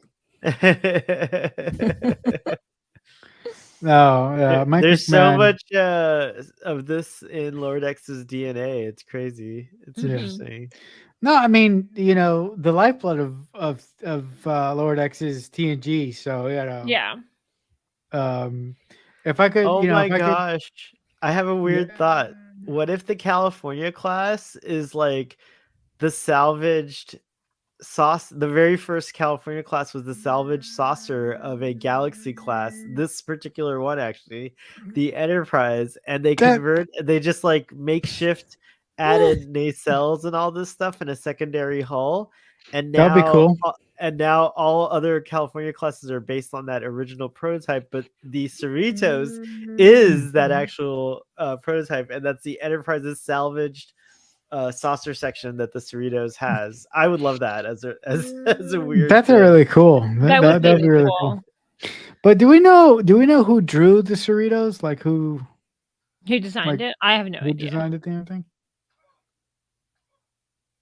I don't know, but I imagine Mike McMahon This- had a huge part in its design. The I just fight imagine that, scene- but I don't know. Yeah, is he an illustrator or is he just like does he So do we or know is he what? like a writer? Oh, I'm not sure. Do we know which part exactly is the part that like was reshot? Because I know there was like extensive reshoots during this part for this part of the movie, but I don't know if it's like after they come back from the Nexus. Oh, I don't Yeah, know. I don't remember. I think I think it's after they come back for Nexus because Yeah. they had a totally different ending once Kirk shows up. So I think it's Because apparently, after... like Patrick Stewart, I'm gonna say a very weird thing that I'll explain. Had like grown his hair out for a role, like you know that part on the side, so they had to like put him in a weird like bald cap thing for those reshoots. Which I was like, that's is a weird thing to like ever think about. I gotta see now. Like, Yeah, I do don't you know. notice it? Is it noticeable? I didn't. The only reason I knew that is I went to watch this movie with the commentary on.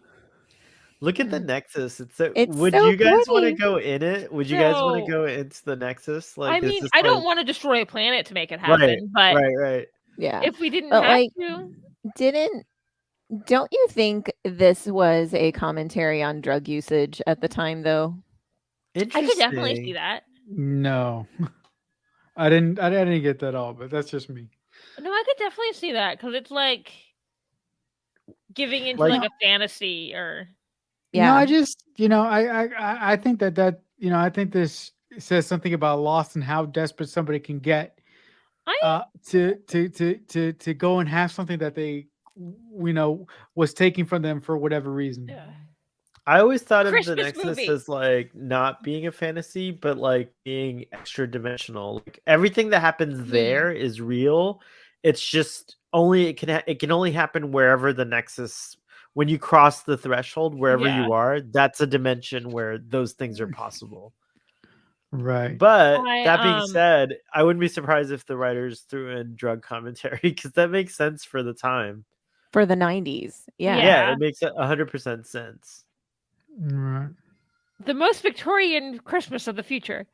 I love was so confused on why they were dressed like this, but I love it. Because Picard is weird. Weird He nerd is. dude. And there was a revival of like at least the 20s style in his youth. So maybe there was a revival of like Victorian styles That's before fair. that, or Well, then you Edwardian. see his father is kind of a Luddite. So you see that. Yeah. So maybe this is probably what Christmas was like for him. Well, It maybe could've not been, yeah. quite this. Like, Yeah, not quite this extreme. But his father also actually exuded kind of like late Edwardian, early, whatever what would be after Edwardian the 20s? Like, is Edwardian 20s? It extends into the 20s, right? I don't remember. The teens, Well, anyway, for sure. Edwardian, God, sort of. It's like right before the 20s. His father exudes late Edwardian vibes, like Yeah. for sure. Now I want to dress like this for Christmas. Me too. I mean, ironically, the easiest way for me to dress would be as Patrick Stewart right now. In the scene. But No, I want to dress like her. I want to dress like the lady. Yeah. This delighted me. So like I'll just go on. I've said this a million times on record, but I'll go on again. It's just Christmas is my favorite like thing ever. Like I'm one of those people that could make Christmas all year round. If anyone else would join me, I would make merry, like and have Christmas anytime. But this movie was so special because I think in those years, in those teenage years, especially, there's a lot of emotions and things like that. And I reflect now and just remember like loving that there was a moment to just like sit and look at the Christmas tree and have a reverie, kind of like what I mean, what Picard's doing right now. I do celebrate Christmas, Yeah. but because of my interfaith family, I celebrate Christmas and Hanukkah. Nice. I also celebrate So Hanukkah. this By is the what way. I was trying to like say, but I was trying to. So you were saying the Edwardian era was right before the 20s. They are, however, dressed Victorian. They're dressed Victorian. Yeah, they're not yeah. Edwardian. Yeah, this is very Victorian. It's true. Yeah, that's Edwardian. They're transitioning to the 20s, so it's much less of a full skirt. Like the first season of Downton Abbey. Yeah, this is the first season of Downton Abbey. What's cool about Picard's Nexus versus Kirk's Nexus is like Picard's getting like the Nexus seems to somehow, whether it's through natural means or like like artificial means, it's able to extract everything from your being, your mind, and so it's showing Picard like a smorgasbord of his favorite things. And I think he'll just if he'd chosen to stay, he would have settled in on something that would have looked more and more and more real until it was like Kirk's cabin. Oh, like what she just said, Guy just said it, as real as you want, like exactly, and Kirk, that's why Kirk's cabin's so interesting, like because it's like what he finally settled on. I wonder what kind of iterations he went through when he first arrived at the Nexus. There has to be he probably had to hang out with Spock at some point in the Nexus, right? 100%. They were all probably boning for 1,000 years before. Exactly. Like, yeah, for sure. before Antonia. Before, for some reason, not Carol Marcus. Yeah, Well, that was they were disappointing. told not to- 100%. They were told they were not allowed to say Carol Marcus for some reason, and I do not Why? That's understand why. weird. That is weird. I Yeah. think the original plan they're going to say he was with Carol. Why wouldn't he have been? I like to pretend Antonia is Carol because it does not make sense. I kind of have grown fond of Antonia over the years. Or it but should have still, been, or it should have like- been, or should have been Yeoman Rand. Like, but why somebody we never heard of before? That's another conversation Yeah. for another time. That's interesting that you thought of Rand. I never thought of Rand as a romantic interest. Yeah, I never either. Interesting. But I'm just saying. Certainly, I'm there just- was like a hint of it in TOS for sure, but I feel like they dropped it for the films. Carol but was I'm like just, the big one. but I'm saying, Or but I'm just Jillian. saying- Jillian would have been great if he ended up with Jillian. What there about we go, her? Jillian. Yeah, Jillian Jillian would could have also worked. been good. But I'm just Jillian saying, would've been great. But I'm just saying, why did it have to be someone we never heard of before? That lucky bitch, Antonia. No, I'm just kidding. that lucky bitch. Like, yeah. What is that? That that lucky home wrecker. I imagine I'll swap out William Shatner for Chris Pine. But that being said, to give William Shatner his flowers, he does look really great in this movie. To go out like looking, pretty fit. Yeah, no, he does. This is my favorite Kirk moment. Is this movie? It's not any of the other movies or TOS. Interesting. It's this movie. That's this cool. I movie's like good. that. My favorite William Shatner fact about this movie is that he insisted that they have horses and then made them use his horses and made them pay for it. Really? To use his That's Of horses. a course he flex. would. That's quite a flex. That's of course. That sounds like something that Bill would A do. little paycheck. A little bit extra. But you know what? Like, I can understand. I don't know how old he was, like, around these movies when he was like, he was in the 60s maybe or 70s perhaps. I'm So I just can now kind of noticing understand wanting to be. the carousel in their home. I know. She's writing That's- it. Like, that's she's- just such a great. That I've never that has gone past me for years. If I ever have That's kids, they hilarious. will have a carousel. I don't care. It has to happen. It'll be very tiny, but they'll have one. I was saying earlier, so it's downstairs, but I have a plate that's this theme. Nice. And so I put Oh it my out. God. It's most of the year it's with my Star Trek stuff, and then I'll put it out at Christmas. So every now and then someone looks and goes, "Is that Whoopi Goldberg?" Yeah. I just love it. This, I don't know where this is filmed, but I would love to know who owns this house and like ask for a tour of it. Doesn't it look like Colorado? It does look like Colorado. It does look yeah. like Colorado. I'm But it's supposed to be curious. Iowa or Idaho or someplace. It's supposed to be I would guess Iowa. Iowa because that's where he's born. No, Idaho, because Sulus is Idaho, right? You're Oh, in Don't Idaho. those look like the In that- Rockies though? in that episode of Lower Decks, yeah, he does. Yeah, but when I was a kid, I always assumed this is Iowa. Those I don't- mountains are incredible. The film, and it's not CG. It's Right, like right. they were there filming it on location. It's crazy. No, but yeah. This has to be somewhere in California. I think this is in Calabasas. No, Watch it Marcel, be there's like no the mountains.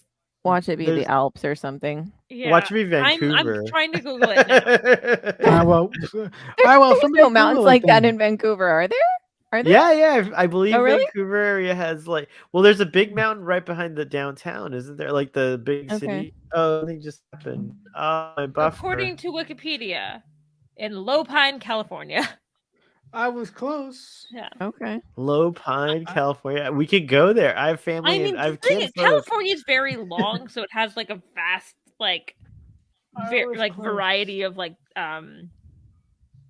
terrains and stuff. Oh wow, I just googled that. It's beautiful. Oh, Yeah. is that where Yosemite is? Oh, maybe. Very good question. I never noticed, but I feel like this vest or waistcoat version of the uniform that I've seen Scotty wear, but I forgot that Kirk wore it too. I Mhm. kind of love that version of it. It's cool. I do. I like But, the like Hmm. the interesting like It's- slightly more casual versions of a uniform, like the jacket, the captain's jacket that Picard has, or like you see I think you see Picard in it too, but Cisco wore it a lot, the like vest version of the movie DS9 uniform. I don't know if they did it on purpose, but it kind of also shows you where he's at in the Nexus. Like he's no longer wearing his like full uniform. He's starting to like Mm-hmm. acclimate, but he still has a little bit of that. He's still wearing this like off-duty-ish kind of uniform, or like more casual uniform. It's interesting. But So again, it's I don't the- know if that was planned or if it's just me like reading way too much into Star Trek. the Sierra Nevada mountains, I guess. Oh, okay. So the same ones you see like an Iron Man in the background in the first Iron Man movie when they're supposed to be in like Afghanistan or something. But they're actually driving through like the highway that takes you back to Death Valley. The first little trivia. use of Katarian eggs. Like, I wonder what those actually are. They look like Hopefully ostrich. not No, the not same ostrich, eggs not that ostrich. where Peanut Hamper was. Hopefully not theirs. Yeah. Oh no. Gosh. This has got really dark.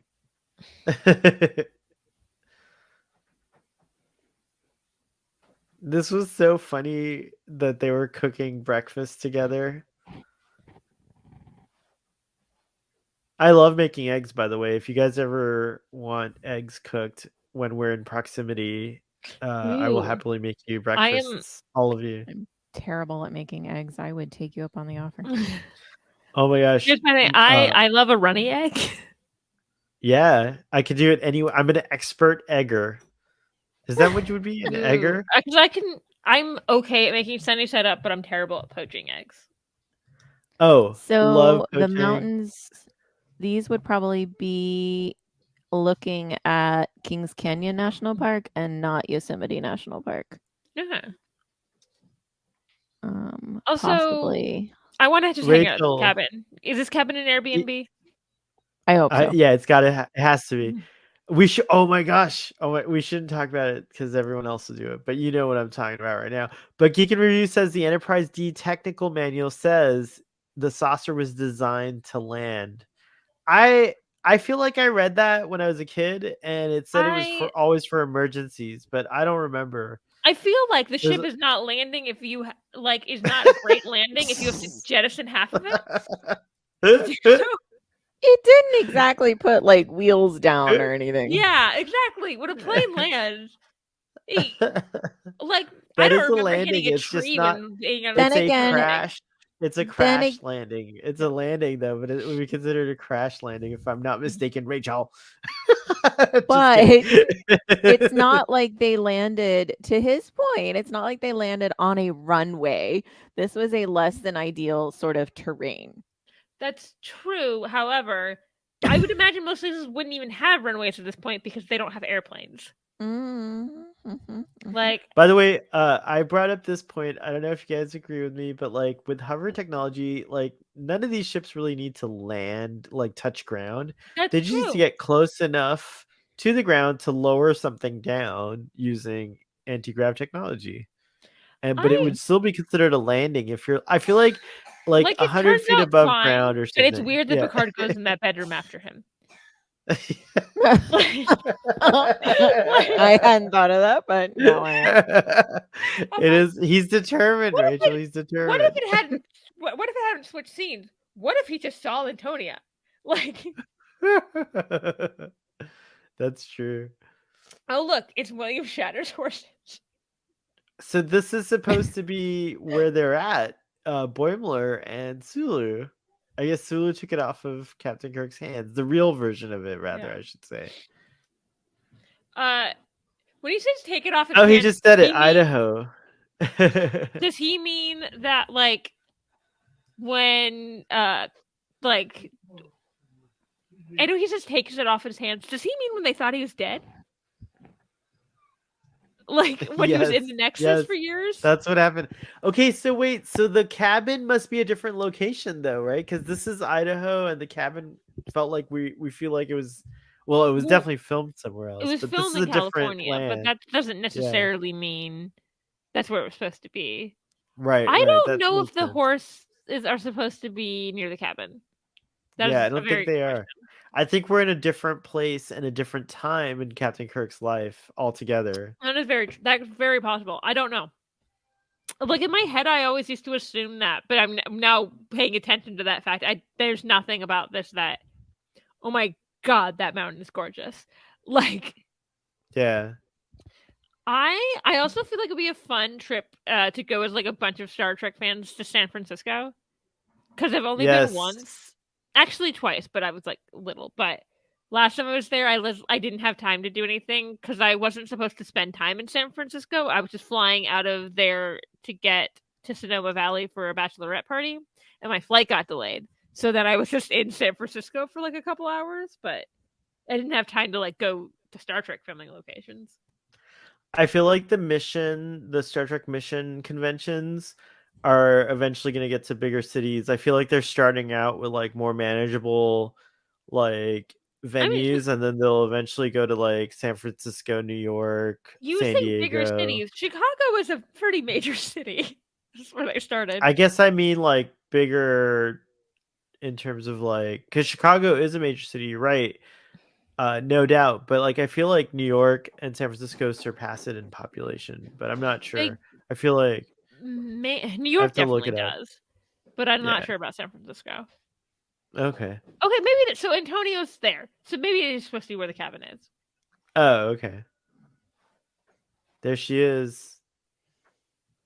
Who is the mystery lady? Apparently, it's Antonia, some lady.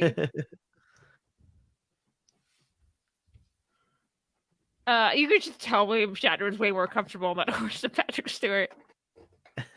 I See, mean, like he Patrick has Stewart that doesn't horse like. For the fact, By the way, Stewart that doesn't horse. look uncomfortable. He looks fine. By the William way, Shatner is getting the horse to side up to him. Yeah. I know it's true. Also, the literally- posture of William Shatner's horse is like superlative. Like, Yeah, I feel it's like that's clear definitely William a Shatner show is, horse. like- Yeah. Like Patrick Stewart is fine on a horse. William Shatner is like in his element. Like he's Yeah, completely he's showing comfortable. off for sure. He's flexing. Yeah. Look what my horsey can do. And actually, it's a good flex if you That's are. why he if you're a wanted horse to use person, his Yeah, own. Yeah. own horse. I That mean, makes sense. Yeah. That's true. Like if they were going to, I'm pretty sure he insisted they had horses. That there were not horses in the script. And we should have horses. Like but if they were gonna like add we have horses, I horses. understand why he would be like, we should use mine because like I'll be more comfortable. Like You know, it's kind of cool. Like, you know, again, whatever you think of William Shatner, like if you've been playing a character that long, why not inject a little bit of your own yeah, personal no, history into I don't have- it, right? that I don't have a Yeah. problem with. It's but I remember so William Shatner at one point a charity event for something to do with horses, I'm not positive. But one of the things you could bid on for the charity was getting him to unblock you on Twitter. Oh my saw god. And I that. was like, I am not saw that. spending money from William Shatner to unblock me. Wait, are you blocked by William Shatner? Yeah. Oh no, I would pay to get you unblocked if you really wanted it, but I don't know if that's important. I know.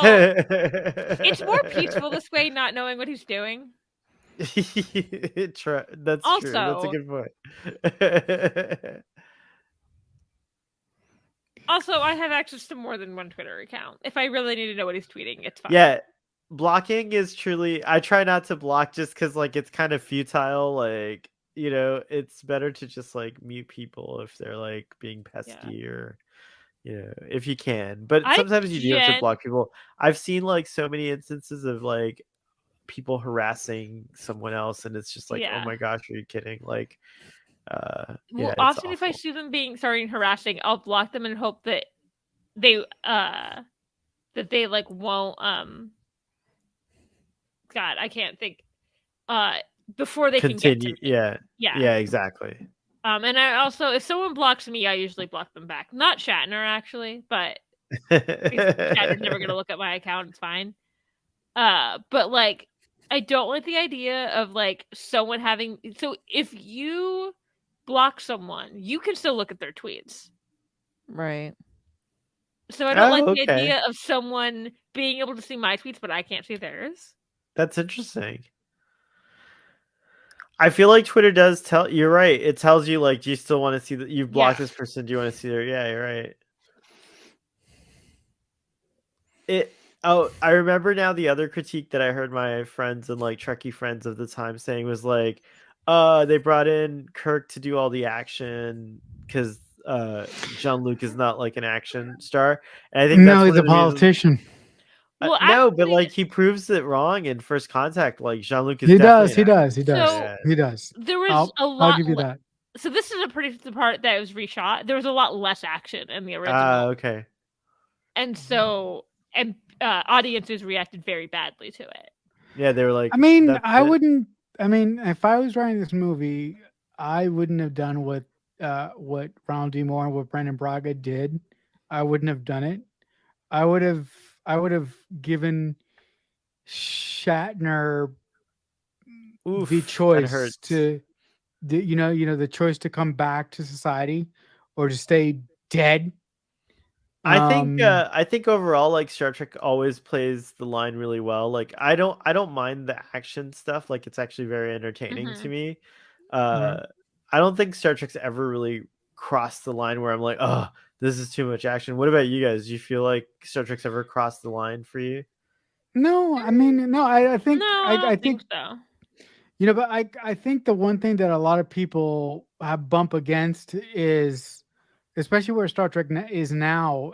A lot of people say new Star Trek is Star Wars in It's in a not. Star Trek skin, Like, and I don't necessarily agree with that. I subscribe to the notion that Star Trek has the right to change for the time that it's yeah, being made in. it's more. Yeah. There's more action than there used to be because that's easy. Like the budgets are different and it's easier in some ways. Like Right. And they're only right. making Well, 8 yeah. episodes and not Yeah. 50.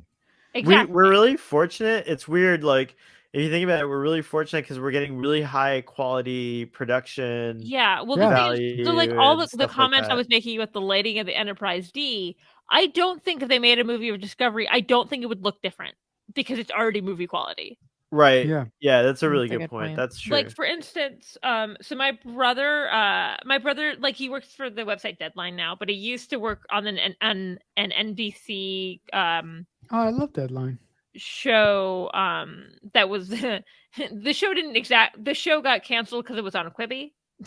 So but he actually, before the start of Discovery season 3, they did a interview with the actor that plays Book, and Yeah. he was editing it, and he was like, "Oh, Rachel, I have a Star Trek interview. Come watch it." And they had clips, and actually, the other editor had edited that one, but he had access to it, so he let me watch it.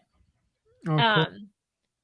But like right before it was about to go out, and then it had clips of Discovery. And he went, "Is that what the TV show looks like?" I was like, "Oh yeah," and he was like, "That looks amazing." It was like, "That looks so good," and I was like, "Yeah, they look like movies. Like the TV shows Mhm. look like movies now." Yeah, Yeah. they look really good. 100%. I love that little moment where Kirk says, "Call me Jim." You know, Kirk is of a certain time and a certain like Kirk feels like from another time in the universe, since we've seen Yeah. the time scales have like are so large in Star Trek now that we span from like the 23rd century all the way to the 32nd century, that like Mhm. it's interesting how like Mm-hmm. Kirk feels of a time. Like it's cool. Mm. It's This neat when suspense things scene. age nicely. Yeah, this is crazy. Sorry. Yeah. Go ahead. I was just gonna say it feels like the 90s. I don't, you know what I mean? Like in a good way. It kind of Yeah, takes me yeah, back yeah. to that It sort feels of like a like 90s action movie in like a fun way. yeah. Not in like a cheesy way, but like, oh, I remember when there were scenes where, someone was falling off a cliff or something. Yeah.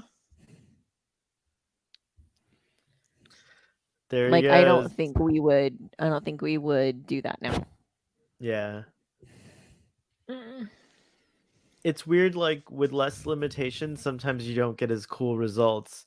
Like Mhm. back when folks were making films in this manner, it really filmmaking has transformed so much. Like it's such a different thing. You could make this movie a movie that looks a lot like this movie for a lot less these days, which is Yeah. crazy. That's true. Mhm. But then we're still making movies more expensive than ever in the, or shows even that are $1 billion, like, which is crazy. Like, it's insane. Right.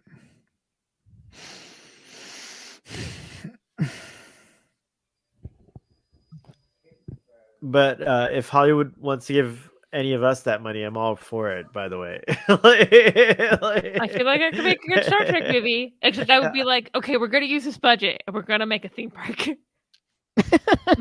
we're all going to be able to be part of the movie. Exactly. I'm going to assume it would probably be like Disney where you can't wear a uniform, but what if you could? that would be cool. However, I do understand why you can't wear costumes at Disney because they don't want you to, because someone could think you work there, and that's dangerous, especially with kids.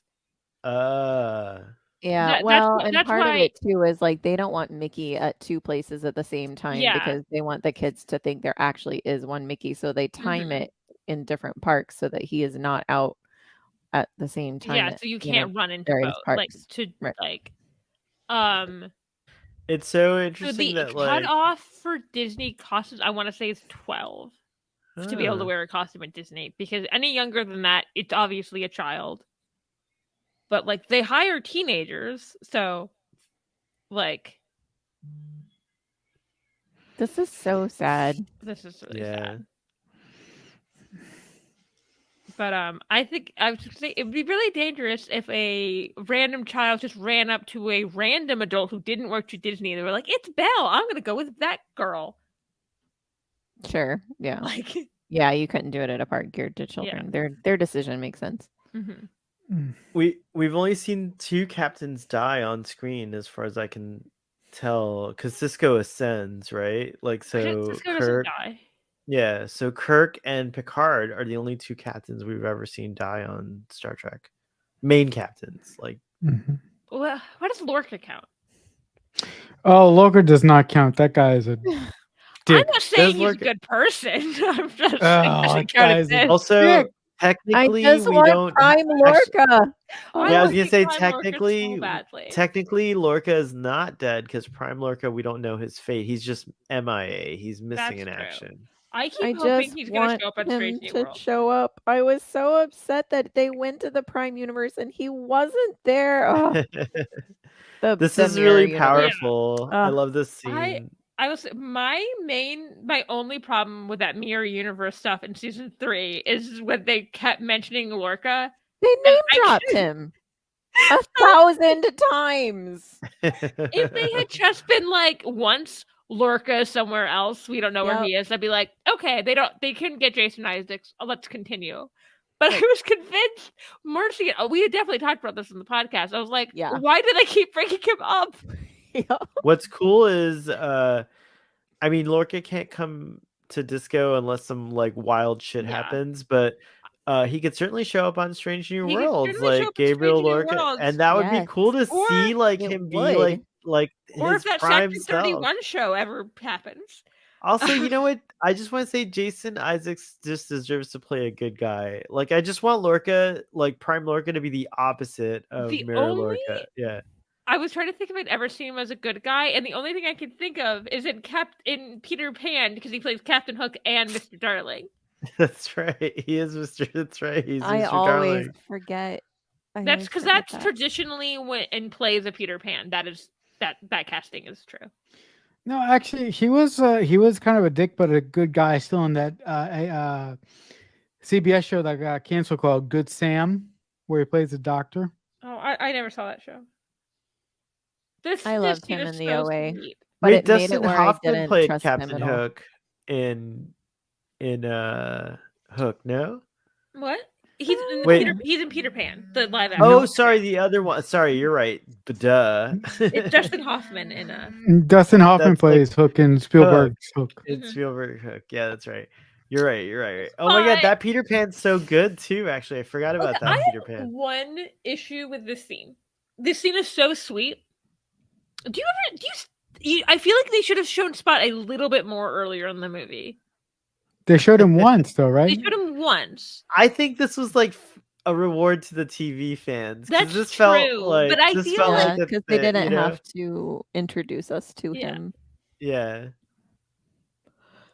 Oh, and he's purring. Oh my god, I'm gonna cry. Little orange cat. He looks so soft too. Have you Orange guys seen my Arthur? cat. Have you guys seen my cute little orange cat? Yes, Play I've seen. Spot. would Yes, like to I've see Kitty. yeah, I've seen your cat way more than I wanted to. Rude. Oh wow, Aw, how is Marcelo, that even yeah. possible, Marcelo? Wow, You Marcelo. don't remember, do you? What I'll do just I leave it remember? there. I No, you don't. He's gonna tell me later. I I'll have tell a you bad later. memory. You gotta tell me later. I'll tell you later. This music's so nice too. Mm-hmm. It's crazy that Moriarty's in here somewhere. Don't even start with that. Was that the aquarium? Did the fish just like spill out on Oh the ground? no, Livingston. Rip That's Livingston. True. Don't even start with that. Livingston. How do we know the pets of Star Trek? That's crazy because we love it. I genuinely, how do I know Livingston? I know Livingston's name. I don't know how I know that. I don't remember them ever saying it. Like, I just, Yeah, I don't think they ever say it on. Well, maybe they do say it on camera. I don't know. This is Although- this is the best part of this movie. I love this stuff. apparently Patrick Stewart asked for there not to be the fish in the Enterprise E because he always thought it was weird that they like had a pet kept in captivity on the. I like that. Mm, Maybe it had a scientific purpose like the dolphins. Maybe, maybe it did. but Wait, are they dolphins or beluga whales? Wow, I don't know. I think they're like they would fall under whales, beluga whales, those Yeah. guys. Okay. I think because I had always been told dolphins, but the things on lower decks are beluga whales. Okay. How do we like? Do they ever say that they're beluga whales or something? Dolphins are cetaceans, right? Yeah. So they all fall. Cetaceans could be any number of they- different kinds of. I don't know that they ever. I'm whale not sure they ever dolphins. say it, but they like their design. They are beluga whales. Those aren't dolphins. Yeah, those I Yeah. believe. Yeah, they. I don't think they say it, but yeah, they're definitely belugas. Yeah. That's just fun to say. Beluga. Yeah. I find it interesting that they don't say their full names, like the characters' full names in these credits. Yeah, that's true. Well, I guess they just expect us to know, and we do know who they are. I'm just going back. I think it's interesting that most of them they say their last name, except Geordi gets Geordi. Yeah. That's weird. Yeah, okay, yeah. it's weird. It's Picard, It should be Riker, Data, LaForge, Geordi, yeah. Worf, and then Beverly gets her first name. Troy gets her last name. Speaking of drugs, who was doing the credits? Yeah, I have questions about why don't they say their full names? Picard's wife, Picard's nephew. We know it's Renee. Jeez. Speaking of Soren, drugs, and then Scotty It Check does feel a little lazy when you point it out now. And look at that industrial light and magic. Yep, best company, best visual effects company. Yeah. John And Doe, stop. Why? famous. I'm fascinated by these choices on how they credit these actors. Yeah, it's crazy, right? Oh my god, it's insane. All right, well, the only people that make sense to have one names are like Data and Geordi. Or no, sorry, Data and Worf. Data and Worf only have one name. So like, oh my god.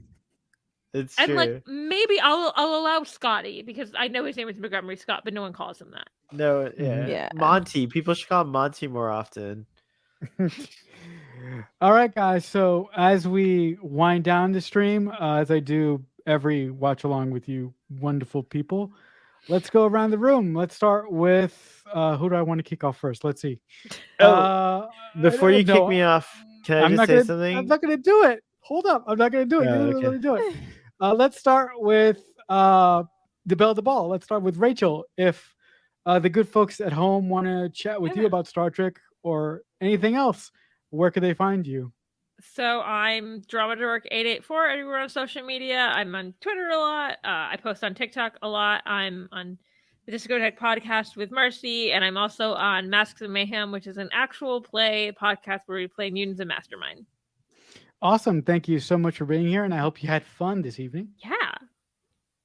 All right, then. So now, Starfleet Boy, If the good folks at home want to chat with you about Star Trek or anything else, will be the best place for them to find you? You can find me on everything as Starfleet Boy, but I'm primarily active on Twitter and YouTube. Okay, so what is it that you wanted to say? No, I'm giving you the floor now. What did you want to say before? What was I trying? What was it that like I was trying to say? You were saying, darn it, I totally forgot because I've been drinking and having a great time here. And All right, well, okay. whatever it Well, was, it's not as important. It had to do with like the credits or something like that. I forget now though. But okay, Marcelo, so thanks no, for hosting these. It was very fun to watch this with you guys. yeah, absolutely. And I, as always, I Oh, give you a I heart. remembered my thing.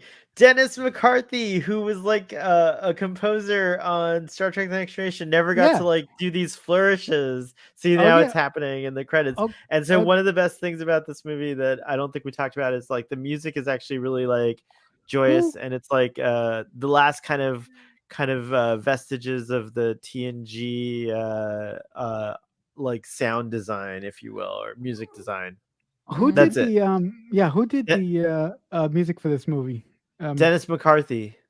Oh, okay. The guy who did the score for TNG, right? Most of it, Yeah, right? he, Ron Jones, and I forget the other composer. There are three composers primarily on TNG. Oh, okay, cool. Well, thank you for that little factoid, Starfleet Boy, and we'll see you next time on the next film that we watch, whatever the hell that is. Good night. Good night. All right, Marcy, as I often do, I end my watch-alongs with you. If the good folks at home want to see your amazing drawings, or want to listen to your amazing podcasts, or just want to talk to you in general about science fiction or anything else, will be the best place then to find you. I'm on Twitter at Marcy London Art, and all my artwork's up at Marcy London Art on Instagram. And I'm also starting Instagram lives. So we just did one Yeah, we did. It was this great. week. Yeah. And hopefully we can do some more. I have another one tomorrow at 10 p.m. Eastern time. So yeah, watch for me on Instagram. Awesome. I will definitely watch that. Well, thank you so much for being here as usual. And do you want to give the folks an idea of what we're going to watch next? Because it's your turn. So do you want to tell them? I'm not ready to commit yet. Okay. So we'll just leave it there. Surprise. I will just say thank you for being here, and as always, and I hope you had fun. I had a lot of fun. Thank you. All right. All right, guys. So that'll do it for another watch along. The only thing I will say right now is it's a whole lot of fun to watch Star Trek with these wonderful, wonderful people. And I'm so glad that they gave me their time this evening. So just closing out now, I just want to say thank you guys for listening to us. And I hope that we were a fun companion during this amazing Star Trek film. So I'll just say, as I often say, I'll see you when I see it. Thanks for watching, guys. So much happened here, and so much is about to.